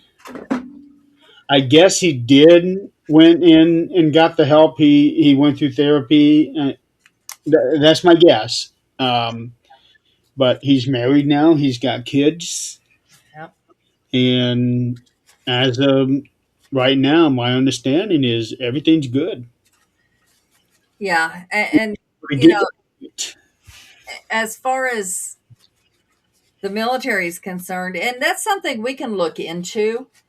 Um, but how do other countries do it? Do they treat their soldiers any differently? When they come home here, of course, they're debriefed before they're able to go meet their families. That begs the question: why aren't they given the mental help at that point Well, before meeting their families? here's how I look at it. Our veterans, yeah, we may do what we can to help them out and everything like that, especially with things like this. But the perception is our veterans are viewed, at least by government standpoint, the way that I see it, that veterans are viewed as a stain Hmm. in this country. Hmm. And that is just all shades of wrong. I think the reason for that, and this is my personal belief, I think the reason for that is because in wartime, they are a tool, and that's all they are. They're a tool. And they also have experiments done on them because they belong to the government. They I, don't belong to themselves. I remember um, a thing where they were trying to create some sort of a super soldier Hmm. a long time ago. I don't know if it was World War II or if it was during Vietnam. Um, I kind of lean towards Vietnam basically because of the whole Agent Orange thing. Right. Yeah. But I don't really know the specifics of what Agent Orange really is or how the soldiers got exposed to it. It I was a just know, bomb, I think. huh? I think it was a bomb. Oh, oh, well then that's that's severe radiation. Yeah, but I think the Agent Orange was like dropped with a bomb. Okay, so then maybe the super soldier thing I'm thinking of is World War II. Um, and actually, that would actually kind of tie in with the whole Captain America. I think that's how they got that story, wasn't it? How that character was created. I Because think so. no, but I do know that veterans coming home from Vietnam were severely affected because I had when I was in school, I was I was bowling with this other kid. His father was a Vietnam vet, and he told me that it was nothing for his father to be taking a nap on the couch, and all of a sudden he's screaming incoming, and he jumps off the couch and starts crawling around on the floor from a Yeah. from a dead sleep. Yep. Yep. And they were never right again. They never slept right again. Right. It was um I'll 1940s. learn to sleep with one eye open. Oh yeah. 1940s is when they tried to do that. The super soldier. Yeah. So, damn, that was before the U.S. even got into the war. A number of countries have expressed more ambitious intentions to develop enhanced soldiers, including the US, UK, and France. As of 2011, the US Pentagon spent around 400 million per year researching soldier enhancements. It's still going on. It's still going on. Wow. They're given, I do know this for a fact, experimental vaccinations are given to soldiers, and they have no choice. Yeah, those scare me. Oh, yeah, absolutely. Joe just said that he heard a lot of Vietnam stories from a vet that was special forces, and the stories he told him were like nightmares. I bet. I bet. I don't know if you heard, but Nick has decided to cancel doing the. Oh, okay. I had not heard. Yeah, he posted about it. So I don't know if he sent Zach a message or not. I don't know. Well, Zach better be asleep right now. He's not because I just yelled at him. Of course. Yeah, because we got Jan and I coming on next.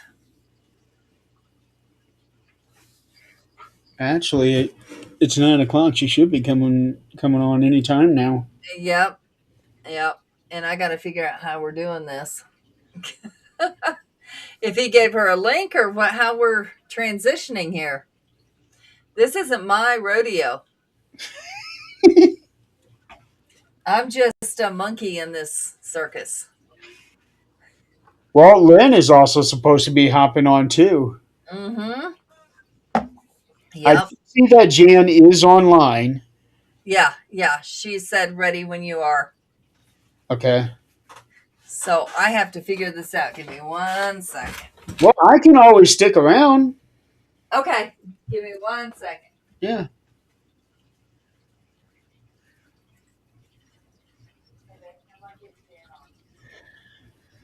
So that dude was, yeah, I bet he was, Joe. Don't get mad at me. This isn't my rodeo.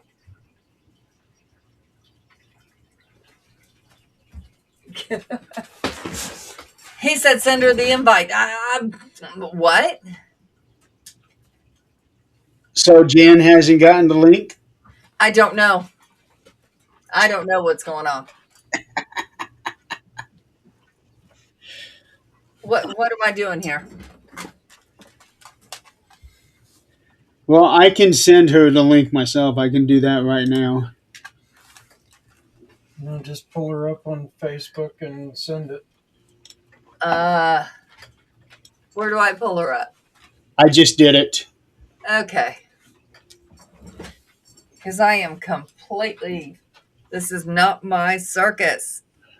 Zach, does Lynn have the link? Yeah. He said she does. And there she is right now. Hello, Lynn. Woo, hello, hello. Hi. You look a little different. I keep forgetting until people mention it. Yes, I did get one of my, I guess, maybe 4 haircuts of the year yesterday. Oh, shoot. Yeah. Okay. And how did When I you. talked to you, you had a full head of hair. I did. I tend to shear it at the beginning of the year and then let it grow like a little longer. And once it gets to like kind of fluffy, Yeah. that's when I lose patience with it. There's Jan. Okay. How am I going to do this? All it tell there she goes. Okay. All it told me was remove. I don't want to remove. Okay, so Lynn, Yes. I don't know how much you know. Jeremy is the founder of our paranormal team. Lynn was on our show a few weeks ago. Well, yes, but it's been a while. And we've had her through the mill with everybody. And Jan is my best friend. This is my other half. And this is Lynn. She is a tarot reader, Jan. Hi, I'm Jan Lynn. It's nice to meet you, Lynn. It's nice to meet you, Jan. I'm Lynn. Okay, I can remove this now. Love it. And Zach is now taking a nap. A Finally. well-deserved nap, I'm sure. Well, it's about time. He should have done that an hour ago. Oh, he didn't do it last year. It's going to get worse next year. Wow. So, how's everybody doing tonight? I'm okay. I haven't been up 22 hours, so I'm good. I've been up 13 hours. That's still not okay. I don't know how long I've been up. I think probably off and on since Zach got up at 11:30 last night. But you know, I got to take a nap. He didn't, so I'm not complaining. This is his circus, his monkeys. Well, right now we are the monkeys, so we're running the circus. I know. Shh. Just like you're always loving it whenever I miss an episode of Supernatural Talk. Yeah, but see, then we get to get a little wild. On his, I don't get to do that because this is a little more professional show. That is true, yeah. And he trusts me to actually do that. I don't know why. So professional is what we're going for tonight. Sure. Okay. That's what we're going to say anyway. Yeah, let's use that. Okay. I was going to say, I don't think professional has my picture next to it. Me either, and he knows that, so that's the way it goes. So, okay, we're going to start this with the way we always do when Jan and I do this. I want Jan to tell her this is kind of like a second birthday for her son. Just because her son committed suicide and he was 14. The whole premise of this is, like I was saying earlier, kind of a segue into this one. There is not enough or competent mental health within, whether it's our children, whether it's, and Jan was also an EMT. She was also in the medical field. So she understands the whole need of the lack of. Which there is not. And Jan, I don't know if you heard earlier, but I was mentioning, like the FBI. When something happens and they have to make a shot, that it was their life or someone else's, and they have to do it. They also have to speak to a mental health professional. Mm-hmm. And something I read online earlier was they're afraid to say what they're really thinking. They're afraid to speak to that mental health because their job is on the line if they say what they're really feeling or thinking. And like us, we may have a bad day and we may hit rock bottom that day because of what happened, because of what was said, whatever the case might be. And then later, hey, sweetheart. And then later, the next day we are okay. We come back with a fresh attitude But if we are to say what we are thinking to that mental health professional as an FBI agent that day, we may not have a job the next day. And that is not okay. And another thing that I brought up when she was saying that if we hit rock bottom one day and then we're fine the next day, that could also be looked at as potentially being bipolar. Yeah. And that also would put your job in jeopardy. Yeah. There isn't. There's no true help. Even our soldiers coming back, right? Our soldiers coming back, and I've been there, done this, not once, not twice, but a few times. They get debriefed, right? They get their quick, how are you feeling? Let's take this test. Let's sit down. Are you ready to go back out into the civilian world? Something as crazy as a lot of people don't know that when military men come back and women come back from overseas, they are told not to drive a car. They're told to be escorted around. And the reason why is because they're not used to stopping at red lights. They're not used to stopping at roundabouts. There is no such thing as a stop sign because if they stop, they're sitting ducks. So they have to continue to go. And that's the way that the mental health is treated. It just continue to go, just continue to go, just continue to go. Put it all behind you. There's not a lot of forethought put into the mental health anymore. There's just not. If there even was, the mental health is severely lacking. I was talking to one of my favorite officers who responded to every single one of my son's episodes. I don't know how to put it. And he's going out and he's going to be sheriff. He's trying to become sheriff, and he's received a lot of backlash from the way he wants to approach things, and he wants to take mental health and he just wants to revamp it. And Pat was the first one that he had to truly deal with mental health issues. And when he showed up, what we call the last call, that's weird as Jesse turns the light off behind me. Um, Yeah, that caught my attention too. yeah. That last call was obviously, Pat was gone. He was Justin's the one that pronounced him. And it was heartbreaking. And Pat, being 14, had the right to refuse mental health treatment. He had the right to refuse taking meds. He had the right to refuse drug tests. And it's just, there's no help. Can, There's no help out there. I made And, over a and let's go back to what that. well, hold on. Can I ask you something, Jan, about that? When you said that at the age of 14, he has the right to refuse that. So at that age, um, you know, mental health notwithstanding, at that age, is anybody truly understanding enough or competent enough to be able to refuse any kind of medical help?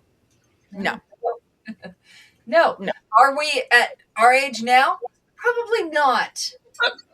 If somebody else sees that we need mental help, they should. Now, yes, I understand there are vindictive people. I get that.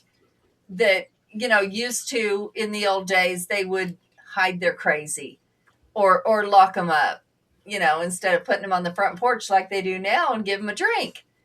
But, there's got to be a medium there somewhere where your friend, like if Jan were to call someone and say, look, this is not her. This is not how she's supposed to act. This is not how she normally acts. She needs help. Well, and you've been there with me. You have been right by my side. I have not just lost I have not lost just my son to mental health. I lost somebody who and I might cry with this one. Um, It's okay if you do.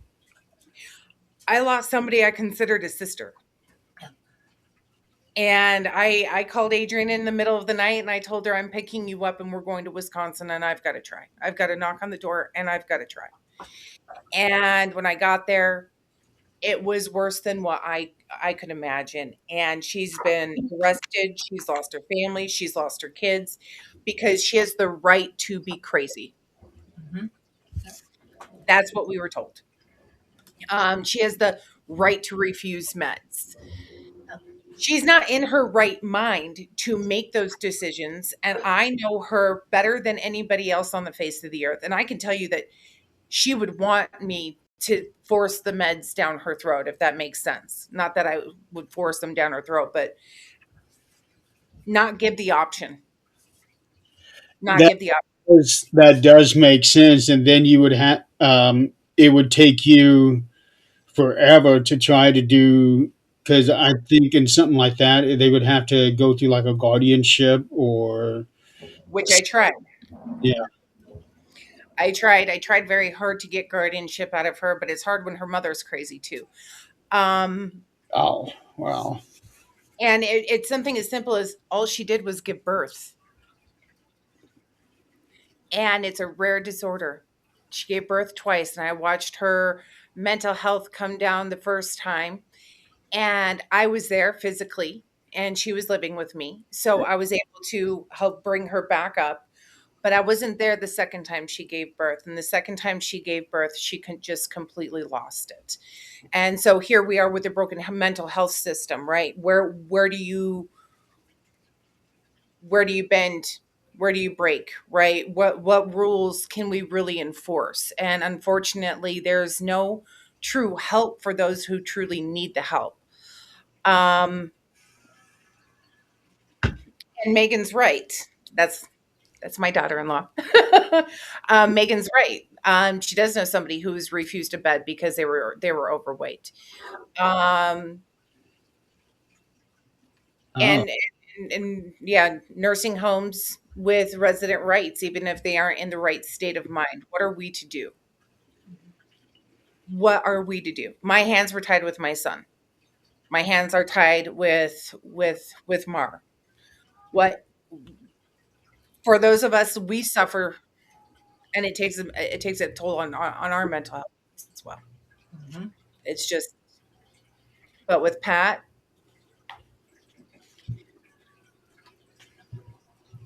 this year's probably been the hardest. I don't know what it is about this year.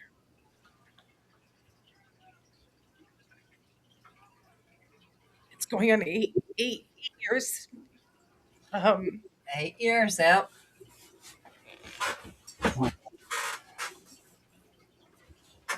and it's just heartbreaking. It's heartbreaking. You know, everything that he's missed because he would have been a fantastic uncle. He would have he would have been like those boys would be spoiled, and Megan's expecting another one here in May, and she would be spoiled probably the most out of all of them. Um, Miss Derek graduating from high school. Nate's going to be 15 and would really like his brother's help with things, right? And then this one, this blonde thing that just has to bust in. Um, he would have been such a wonderful brother to her. Where's I Abby? love her. She's the neatest gift my son gave to me though was her name. Because every time I speak her name, it's with his love. Excuse me, Mom. Give me a second. Oh, did she say excuse me? she did. Bring her on.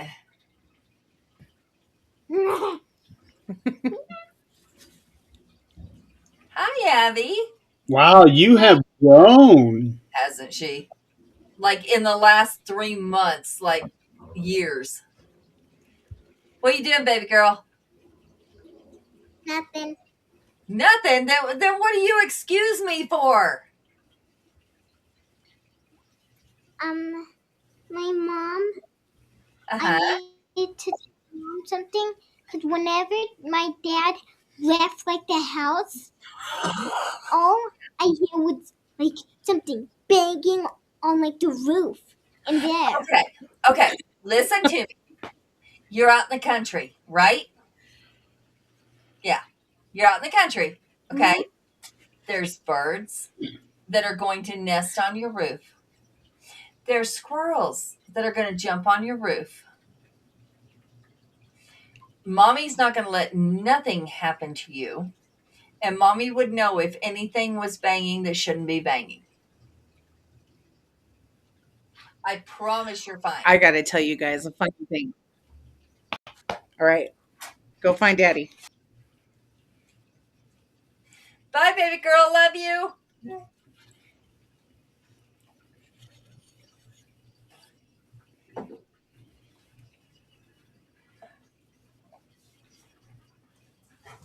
We have shingles on the roof from the wind that blew loose. So Uh, if you guys want to laugh amongst all of this sadness, yesterday it started flickering. Lynn's gonna love this one. I just know you're gonna love this one. The power starts flickering. It flickered 3 times. All I hear is, whatever evil spirits in this house, get out. Next, it gets better. Then the power flickered again. She goes, don't make me get Jesus Christ up in here. Gee, I wonder where she learned that from. And I'm like, Avelina, the power is just flickering. It's okay. And she's like, no, I'm getting Mother Mary. I'm getting her. I'm calling her right now. Where's my rosary? And I was like, I'm done. I can't handle this girl.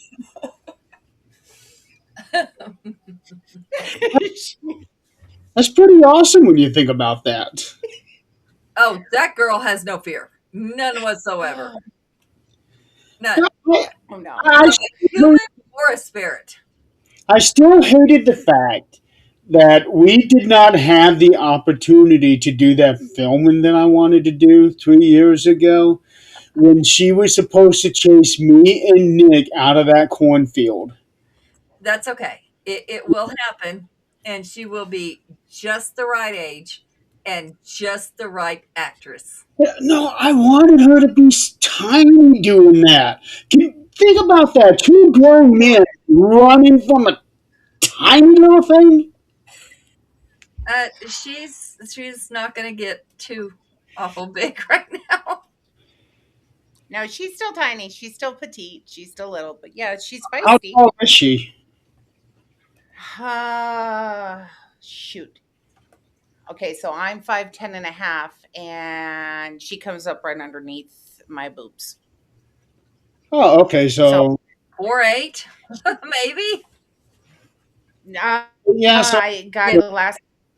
still tiny enough. So She we. was 42 pounds, 42 inches. What is 42 inches? 12 goes into 48. How many times, Janice? 24. Somebody will answer in the 48. comments. Yeah, 48 is 4 feet. 4 foot. That's 4 foot exactly. Yeah, she's a little under 4 foot. Okay. So just a little. So we still got time. Yeah. Yes. We yes. got this. Yes. She still has an evil laugh. Oh, I think that's ever I remember when you sent us that clip of her doing that. Yeah. But you ought to hear it in That person. evil laugh. Do what? I said you ought to hear it in person. Oh, she was doing her demonic voice over the phone when Daddy and Big Brother were in Arizona, and all of a sudden, all Big Brother said is, "Who the hell is that?" And Daddy goes, "That's your sister." And he goes, no, it wasn't. That was some demonic possessed. Never mind. That was my sister. Yeah, yeah, it is. Keith, that's exactly what I was thinking because we were traveling through Nebraska, Kansas to get to Colorado. That was exactly what I had in mind. Yeah. So yeah, and another thing that I do want to touch on, Jan has also been EMT, where she has had two of that I know of. She was actually up here in Colorado when she was EMT. Um, two friends, one of which she didn't know that's the call she was going on. And when she got there, our worst nightmare as any, I don't care if it's a civilian, I don't care if it's, a CNA worker, anything, a doctor, having someone come in under your care. Because at that point, you are not just a civil worker, you are that friend. And those lines blur, they blur quickly. Jan has had to do this twice that I know of. I think one of them maybe she didn't know that the call she was going on. But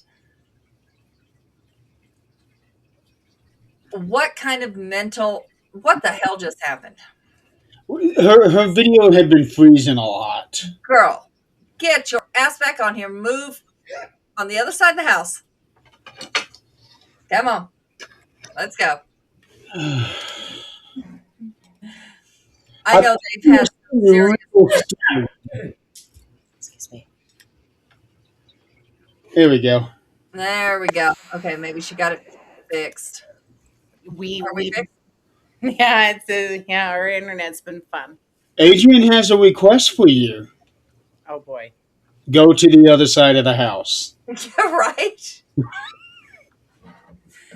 Next to that monitor there, the one that emits. Um, I am right next to it. what the hell's going on? Got I wind? don't know. Everything kind of went down. Well, we do have problems with Mexico right now. I am on the border. So I might end up losing you guys. And I You, just pray.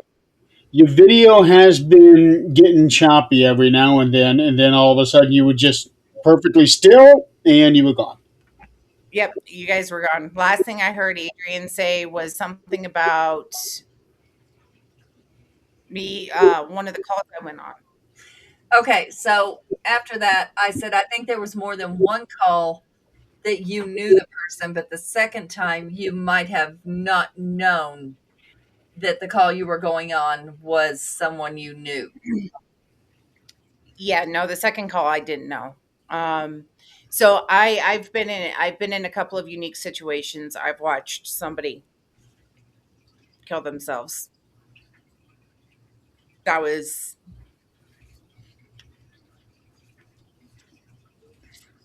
traumatic, to say the least. And everybody on scene or everybody that was there were they were medics too, so that was rough. Um, I have been on the phone with somebody when they have committed suicide. My first love. I was on the phone with him and he overdosed on pills and drove over a cliff. And then I have responded to a couple of calls that I've known the people. Um, the one I was told to stand down and I didn't. I just kept on coming. I already knew being on the energy line worker, I kind of I start shaking when I think about it. I know when it's coming, so I already knew that something bad was going to happen, and I already knew who, what, where. I just didn't know when. So I was on that call. That was pretty traumatizing, and then the second one, I didn't know. I didn't know at all. I was blindsided. So coming from somebody who's worked in the medical field, it's hard.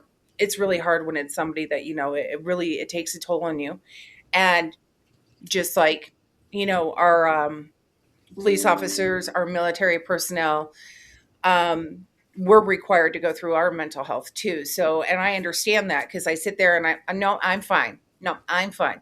But let me tell you, when I go to my off the clock therapist, I'm not okay. And I'm fortunate that in that field, I'm able to go to an off the clock therapist and talk about what was going on and get those emotions out and everything else. But Okay, it's so not this is suicide. this is something I've never asked.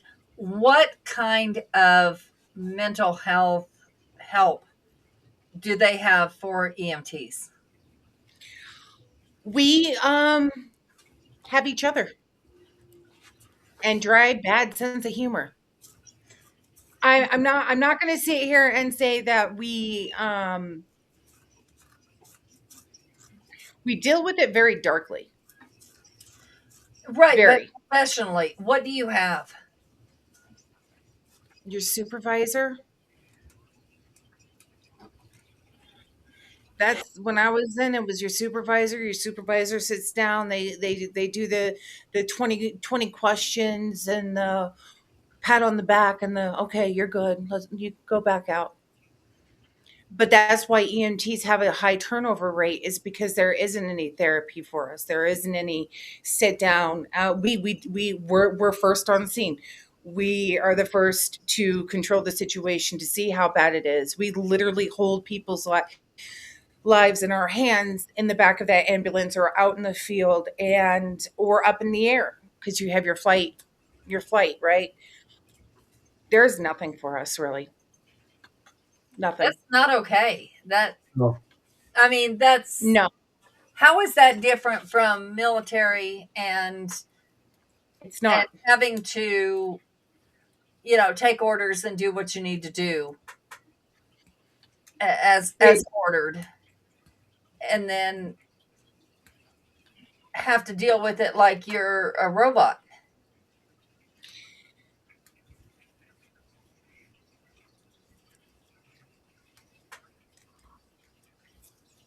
Yeah, I can say that's probably how we're expected to deal with it. I sit down and think about it. When you work in the medical field, you're not supposed to get attached. You're not supposed to have emotions. You're not supposed to call them honey, love, dear. Right? They're your patient. They're your client. They're your this. You're there. You're that. And we're not supposed. It takes a human element out of it, so we are supposed to be kind of like robots, but we're not, right? Because we're living, breathing. We're humans. We feel things, and we get close, we get attached. That's our nature. um it's like I can even say working in the medical field. Where's the medical field, period? Where is their mental health? Yeah, I've Well, never heard of it. I can tell you from personal experience that I appreciated when all of my nurses put the human element into it, Hmm. because it showed me that they cared Yeah, and that I wasn't just a job. yeah, yeah. So I appreciated when, um, not not attached, but when they went that extra mile, I guess. You can't help but attach. I don't care. I was a CNA, which is the lowest that you can be, like in a nursing home. Okay, it doesn't take Don't much to ever be say a that. CNA. Don't ever say that, because as a CNA, you are the highest. Okay, No, I view that doctor and that RN on the bottom of the list, and I don't give a shit who I offend with that. Okay, because that CNA is there. They know your poop schedule. They no, know, they shower you, they dress you, they feed you, they help you, they do your therapies. So no, like your CNA, don't ever say you're bottom of the level. You're the one in the thick of the shit dealing with oh it. yeah, oh Mhm. yeah. And I can't tell you their names anymore, but I can tell you their faces. I could Mhm. draw them because That's the reason I quit being a CNA. There is no mental help for a CNA. No. There's no mental help for an RN, honestly. But, when you are in a nursing home and these people, they tell you their life story while they're capable. And then afterwards, they're not capable anymore. They become mean. They really become mean. And that's their pain. That's their mental status going. It's not that they're mean. Before And if there's dementia, I remember one. She was violated. I won't use terms here that might get us canceled, but she was violated all of her young life. And so when you go to change her, she only spoke Spanish at that point. This was in Carlsbad, New Mexico. So, she wasn't far from her home where she came from. And she would start speaking in her language, which I have realized the older you get, the more you revert. Yep. I grew up speaking Bulgarian. I was actually cutting potatoes earlier. And all of a sudden was looking down at the eggs that I had just peeled. And I grew up speaking Bulgarian. I had to teach my parents English, which since I've forgotten Bulgarian, almost completely. But the word chicken came to me. And it made me think of this lady because she spoke English the whole time until her mental status went, dementia set in. And when it set in, it was all Spanish, but I could understand words, certain words, not the whole thing. But it was, don't touch me. I will kill you. She was going back to what had happened to her. And her kids were telling me what had happened to her. Otherwise, I'd have never understood. But, these things happened to her, and we had to change her diaper. Can you imagine how, as if we were to think about having our diaper changed right now, that's a violation.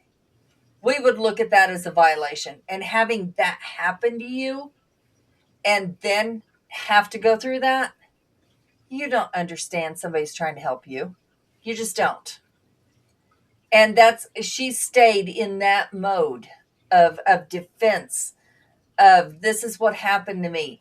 And that's where her dementia took her, and she stayed constant. It was a real. So, And and that's a good point about mental health. If we were to have the tools to learn how to process it and deal with it when we become older, hopefully we don't revert back to that. yeah, and there was nothing. I mean, even if she were not as far in dementia as she was, there's nothing in a nursing home for anyone, nurses, doctors, patients, as far as mental health. Had she maybe been able to, like you said, work through it before she got into that state, maybe she wouldn't have to live in that loop. I don't know, because that isn't something that happens. So I don't know. I know that as dementia, you live in the past. So we often go back to the most traumatic thing. Yeah. And I've noticed this working with Alzheimer's, working with people with dementia. Oftentimes we go back to the most traumatic thing that has happened to us in our past. And my personal belief is that's because they weren't able to work through it. So if that's where I pray. If I ever get dementia and Alzheimer's, first of all, I apologize right now. I know you're going to have to be the one to take care of me. Um, But at I least hope, I'll know where you're at. yeah, And hopefully my therapy has helped. And no, not to say, oh no, you don't see that there. You're not seeing that person doing this to you, because in dementia, you really do. See You're it. living that. That's like saying, I don't see this computer screen in front of me. You can't tell them that because they do see it. Mhm. And that is actually a conversation I had to have yesterday with the people I take care of. It was, they did not remember that they had told me to do something. So a week later, when I finally have a chance to do something, it was, can you please ask me if you can do this instead of just doing it? Your first reaction is, the fuck? What? You told me to, you know what? I ain't touching another fucking thing. But then you have to go back and go,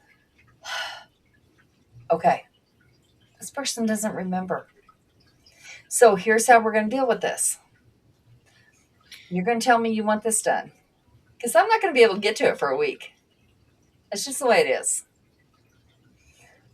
I'm going to come back to you in a week when I have time to do this and say, look, you told me last Thursday you wanted this done.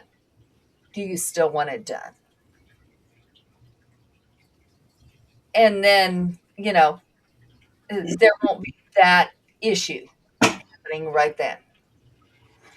And as we're getting deeper into this dementia or whatever the hell's going on, this is how we're going to have to deal with it. But again, there is no mental health person. None. Well, and Megan just brought up a good point about the system, is that the CNAs aren't trained properly to handle those situations, or just don't care, and unfortunately make it worse. And Yeah. we can go back to that. Where is that mental health training? Because when It I went through, isn't. it was taught, right? And yet nobody's being taught mental health. There is no help anymore. No. They tell you, well, you know what, you need to go seek counseling. Well, tell me what counselor is going to be available within the next 16 to 36 months, please. You know what? Megan's CNA, right? Mm-hmm. Recently, like in the last 2 years, right? Mm-hmm. Okay. Correct me if I'm wrong. When I did my training, if it's different now, please let me know. I did my training, let's say 12 years ago.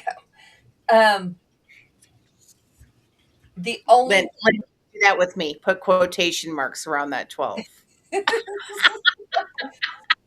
the only thing that we were really tested on was how to turn someone in bed, how to transfer someone, how to take blood pressure, how to gauge if somebody is vomiting blood, and what to do if you think they are, the test strips and all of that. Um,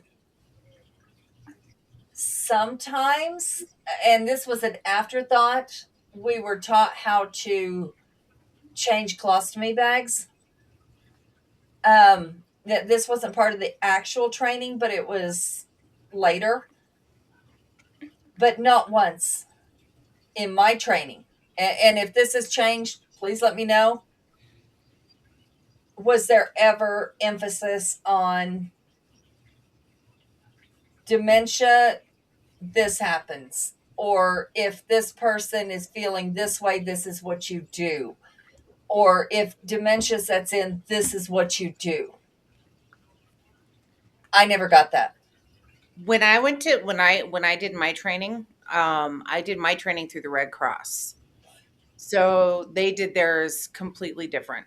Okay. And Red Cross, we had a whole thing on dementia, on how to feed, how to do certain procedures like the colostomy bag.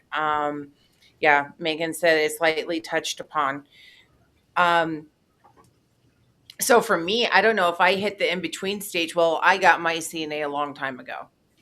So I mean, and a long time ago, CNAs were the backbone. Like that was you basically were a nurse without the hours and the med pass, right? And then you eventually get the med pass and everything else. Um, but it's not touched upon anymore. It's really not because now It you have wasn't NA, with us. you have your nurse's assistant instead of your certified nursing assistant, and you have this and you have that, and you know, I just and that's the reason why I stopped going for my PA, my physician's assistant. I stopped altogether because it was just not where I wanted to be. And there we go. There's the problem, right? They make it so damn difficult now for mental health. They make it hard to get certified. The classes are ridiculous. Keith made a point about, like Megan said, I guess I missed what Keith had said, that, you go to a mental health provider and they slap you with a bill. You end up in a hospital, they slap you with a bill, and it's absolutely ridiculous. Insurance, malpractice insurance, has gone through the roof to where we're not just losing therapists and counselors, we're losing doctors. We're losing people, and hopefully that's about ready to change, because from what I understand, mental health facilities are going to be opened up again, and that's huge, because I'm going to get down to the heart of it. Like, I live outside of 4 major military bases. All right. And I am a military daughter, and I have been married to military twice. My first ex husband, I'm very proud of him because he's made steps and he's made progress, and he is going and he is getting help now. My second, who knows? I think if help would have been available, I lost him completely. I right, lost him. right, and let's go back just a step. You also got to watch. Got to is not the word, but you had to watch one of his comrades. He tried to help that comrade, and things went sideways, and that person killed himself in your house. He had to watch this. Um, his mental status at that point, I don't know. I know when I met him that there was nothing left. There was no soul left. There was nothing left. Like he had shut it all down. There All was down, nothing left. all down. No Nothing sign left to his of love, kids. no sign of affection, no, towards his kids, towards me. Um, and There that was that's nothing left toward a stranger. I mean, like there was nothing. It was like looking at a magazine, and you can't feel like an empath can feel someone's emotions, or even if they hate you, you can feel it.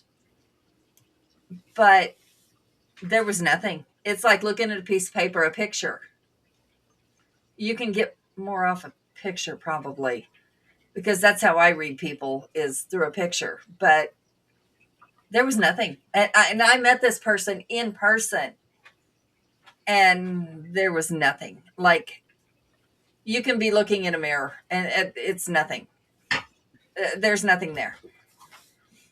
and that I understand now that all the situations, all the military, whatever happened afterwards, the choices that were made afterwards contributed to that. Mhm. And that is absolutely not where Jan needed to be or could be and live her life or her children's life. But, this is one of those things that what if? What if there was adequate mental health? Let's go clear back to Pat. What if there was So adequate mental health? and then Megan brings something up. So we have my son who commits suicide. And let's talk about the trauma before the suicide. Um, and I give Megan a lot of credit because I know how bad my son's post traumatic is. I know.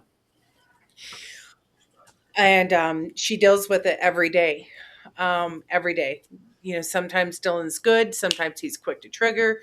Little things can set him off. The trauma that happened before, watching his brother slide, watching his brother just go downhill, right? Um, Becoming addicted to drugs, becoming XYZ. And all of that is because of the mental health, right? The mental health that he was getting was, here's these drugs, take these drugs. Oh, you're gaining weight and you have boobs now and you're a boy. That's okay. Don't worry about that. That's just the Seroquel, right?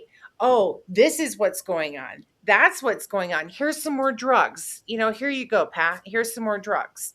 And on the back end, us as the family, we're dealing with the mood swings from the drugs. I got the shit beat out of me, not once, not twice, but 3 times.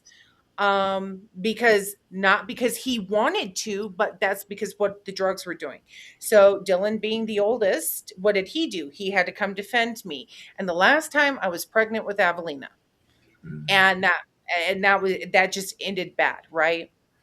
So then we get to the time frame of, we know it's coming.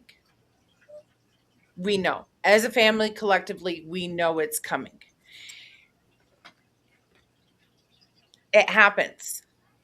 I find my son, and here comes my other son right behind me.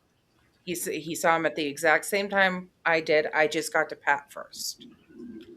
Now I've got not just a dead son, but I'm watching my family die. I'm watching. But here's the thing on that. What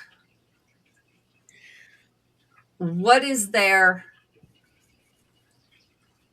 I mean, okay, so we know Dylan now is dealing with that every single day. He feels responsible because as a sibling, he said something to his brother that day, like any sibling would and does every day. But he has to live with that thinking, was that it? Was Right. that what caused it? Absolutely not. No, it was not. No, it was planned out for weeks. But The more I've looked at it, and yeah, I've sat down and thought about it. I finally, a couple of years ago, actually picked up his phone, turned it on, and went through his phone for the first time. That was trauma inducing. I knew then that he had this plan for weeks. And nothing I could have done, nothing his brothers could have done, or anybody could have done would have changed it. but if He was, Dylan could he was done. understand, just if he could just understand, he had nothing to do with it. He does. He does understand that, but it's accepting it. Right. That's that acceptance. That's Because remember, I hear God. I'm going to say this. I had the benefit of grief counseling before my son died. Mhm. I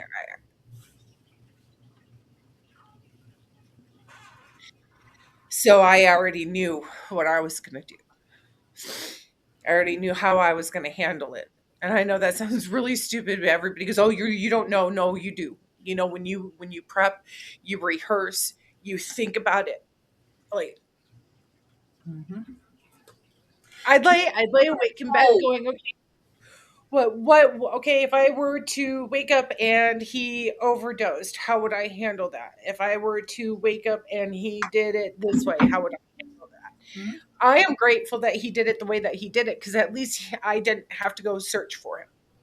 Well, and when you're told from birth that he has this disorder, that this is what Well, is going to it happen. wasn't right, and it wasn't confirmed that he had this mental disorder until he was 12, and then I only had 2 years with him. Right. I will give Pat the absolute credit, because if he would have just held on, he was already thinking selflessly. He was going to go to a specialized ranch where they were actually going to study his mental disorder, because it is so rare.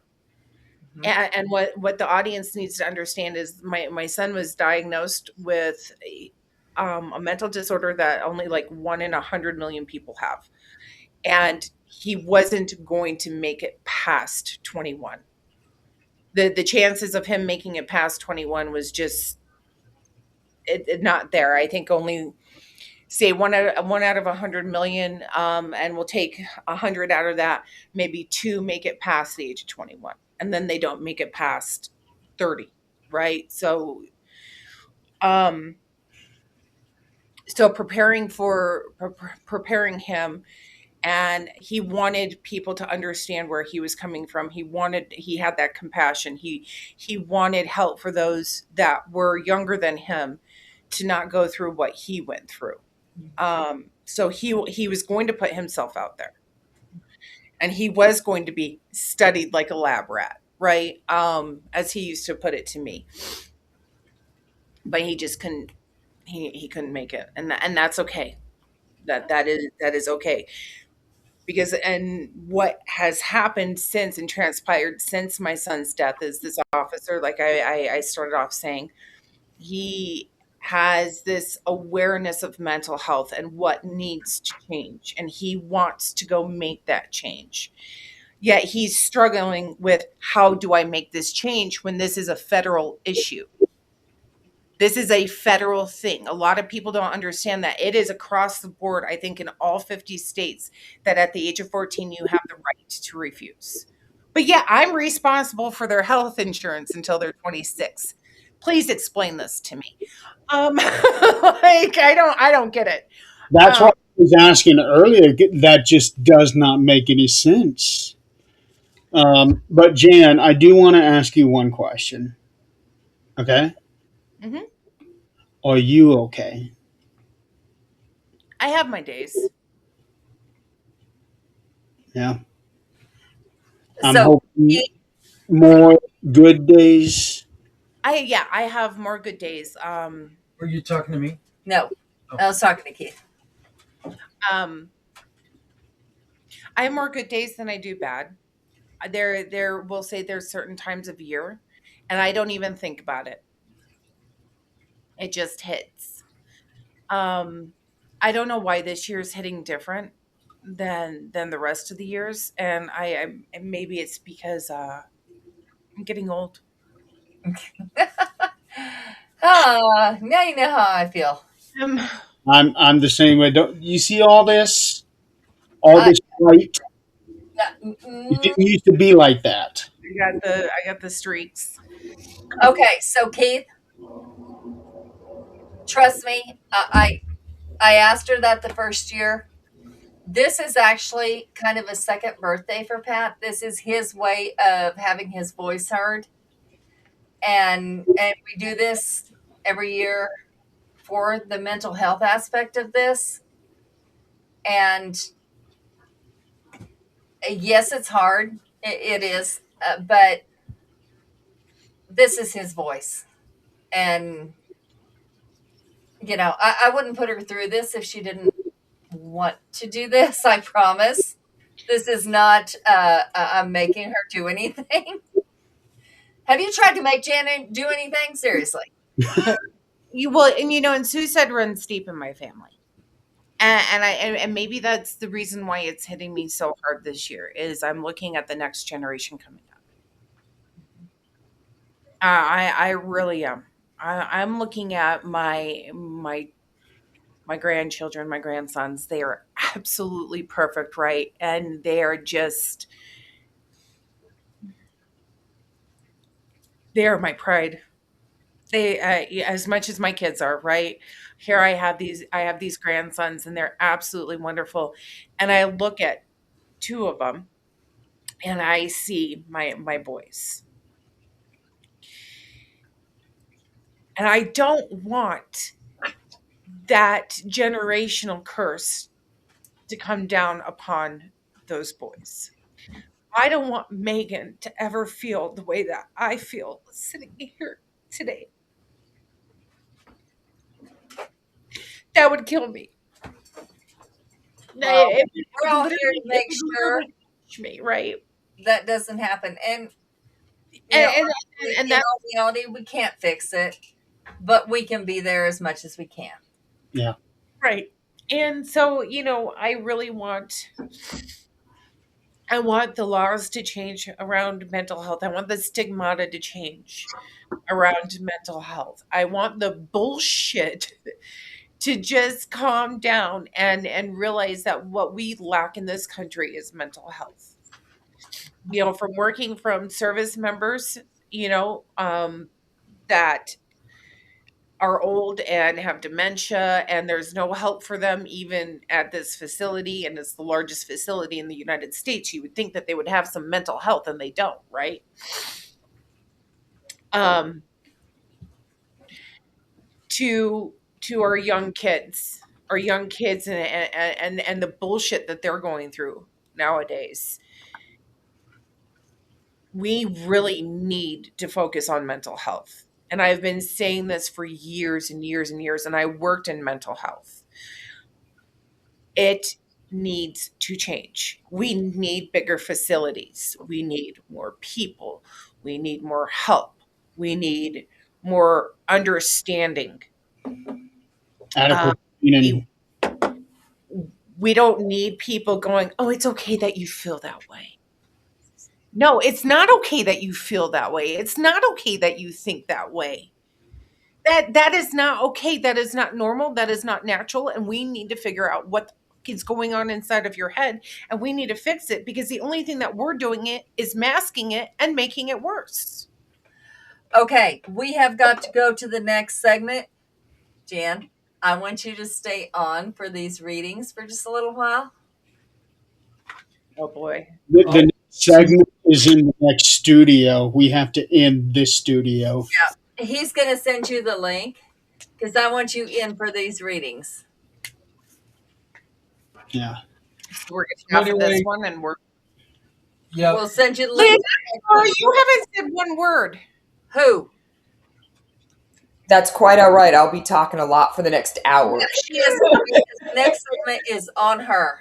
But I wanted her to be able to hear all of this as well, because this way she gets to know me a little bit, and all of you. Yeah, no, this has been, thank you for allowing me to be here and sharing all that and being the amazing person that you are, truly. I look forward to our next segment, and I guess I'm gonna press some buttons and then log on and press some other buttons, and I'll see y'all in like a minute. Absolutely. Megan, get with me, Mom. Yes, we have. You got any ideas? Let us know. All right, ladies and gentlemen, I am going to go ahead and cut this speed, but stay tuned. If you're on Facebook or YouTube, will be on. But well, I won't be on the next segment. My part is done today. But Jan, Thank you for everything you've done today. Thank you, Jeremy. Jan, we're here for you, and thank you for sharing your story today. Thank you. I appreciate it. All right, ladies and gentlemen, thank you so much for joining us. Stay tuned because we will have Adrian, Zach, Jan, and Lynn on the next segment for the 1 hour tarot. Just refresh your pages here in the next couple of minutes, and the next live will be on. So thank you guys so much. I will be playing our outro video. You guys can go ahead and skip out and go into the next studio, and I will end this live. Have a good night, folks. Night. Night.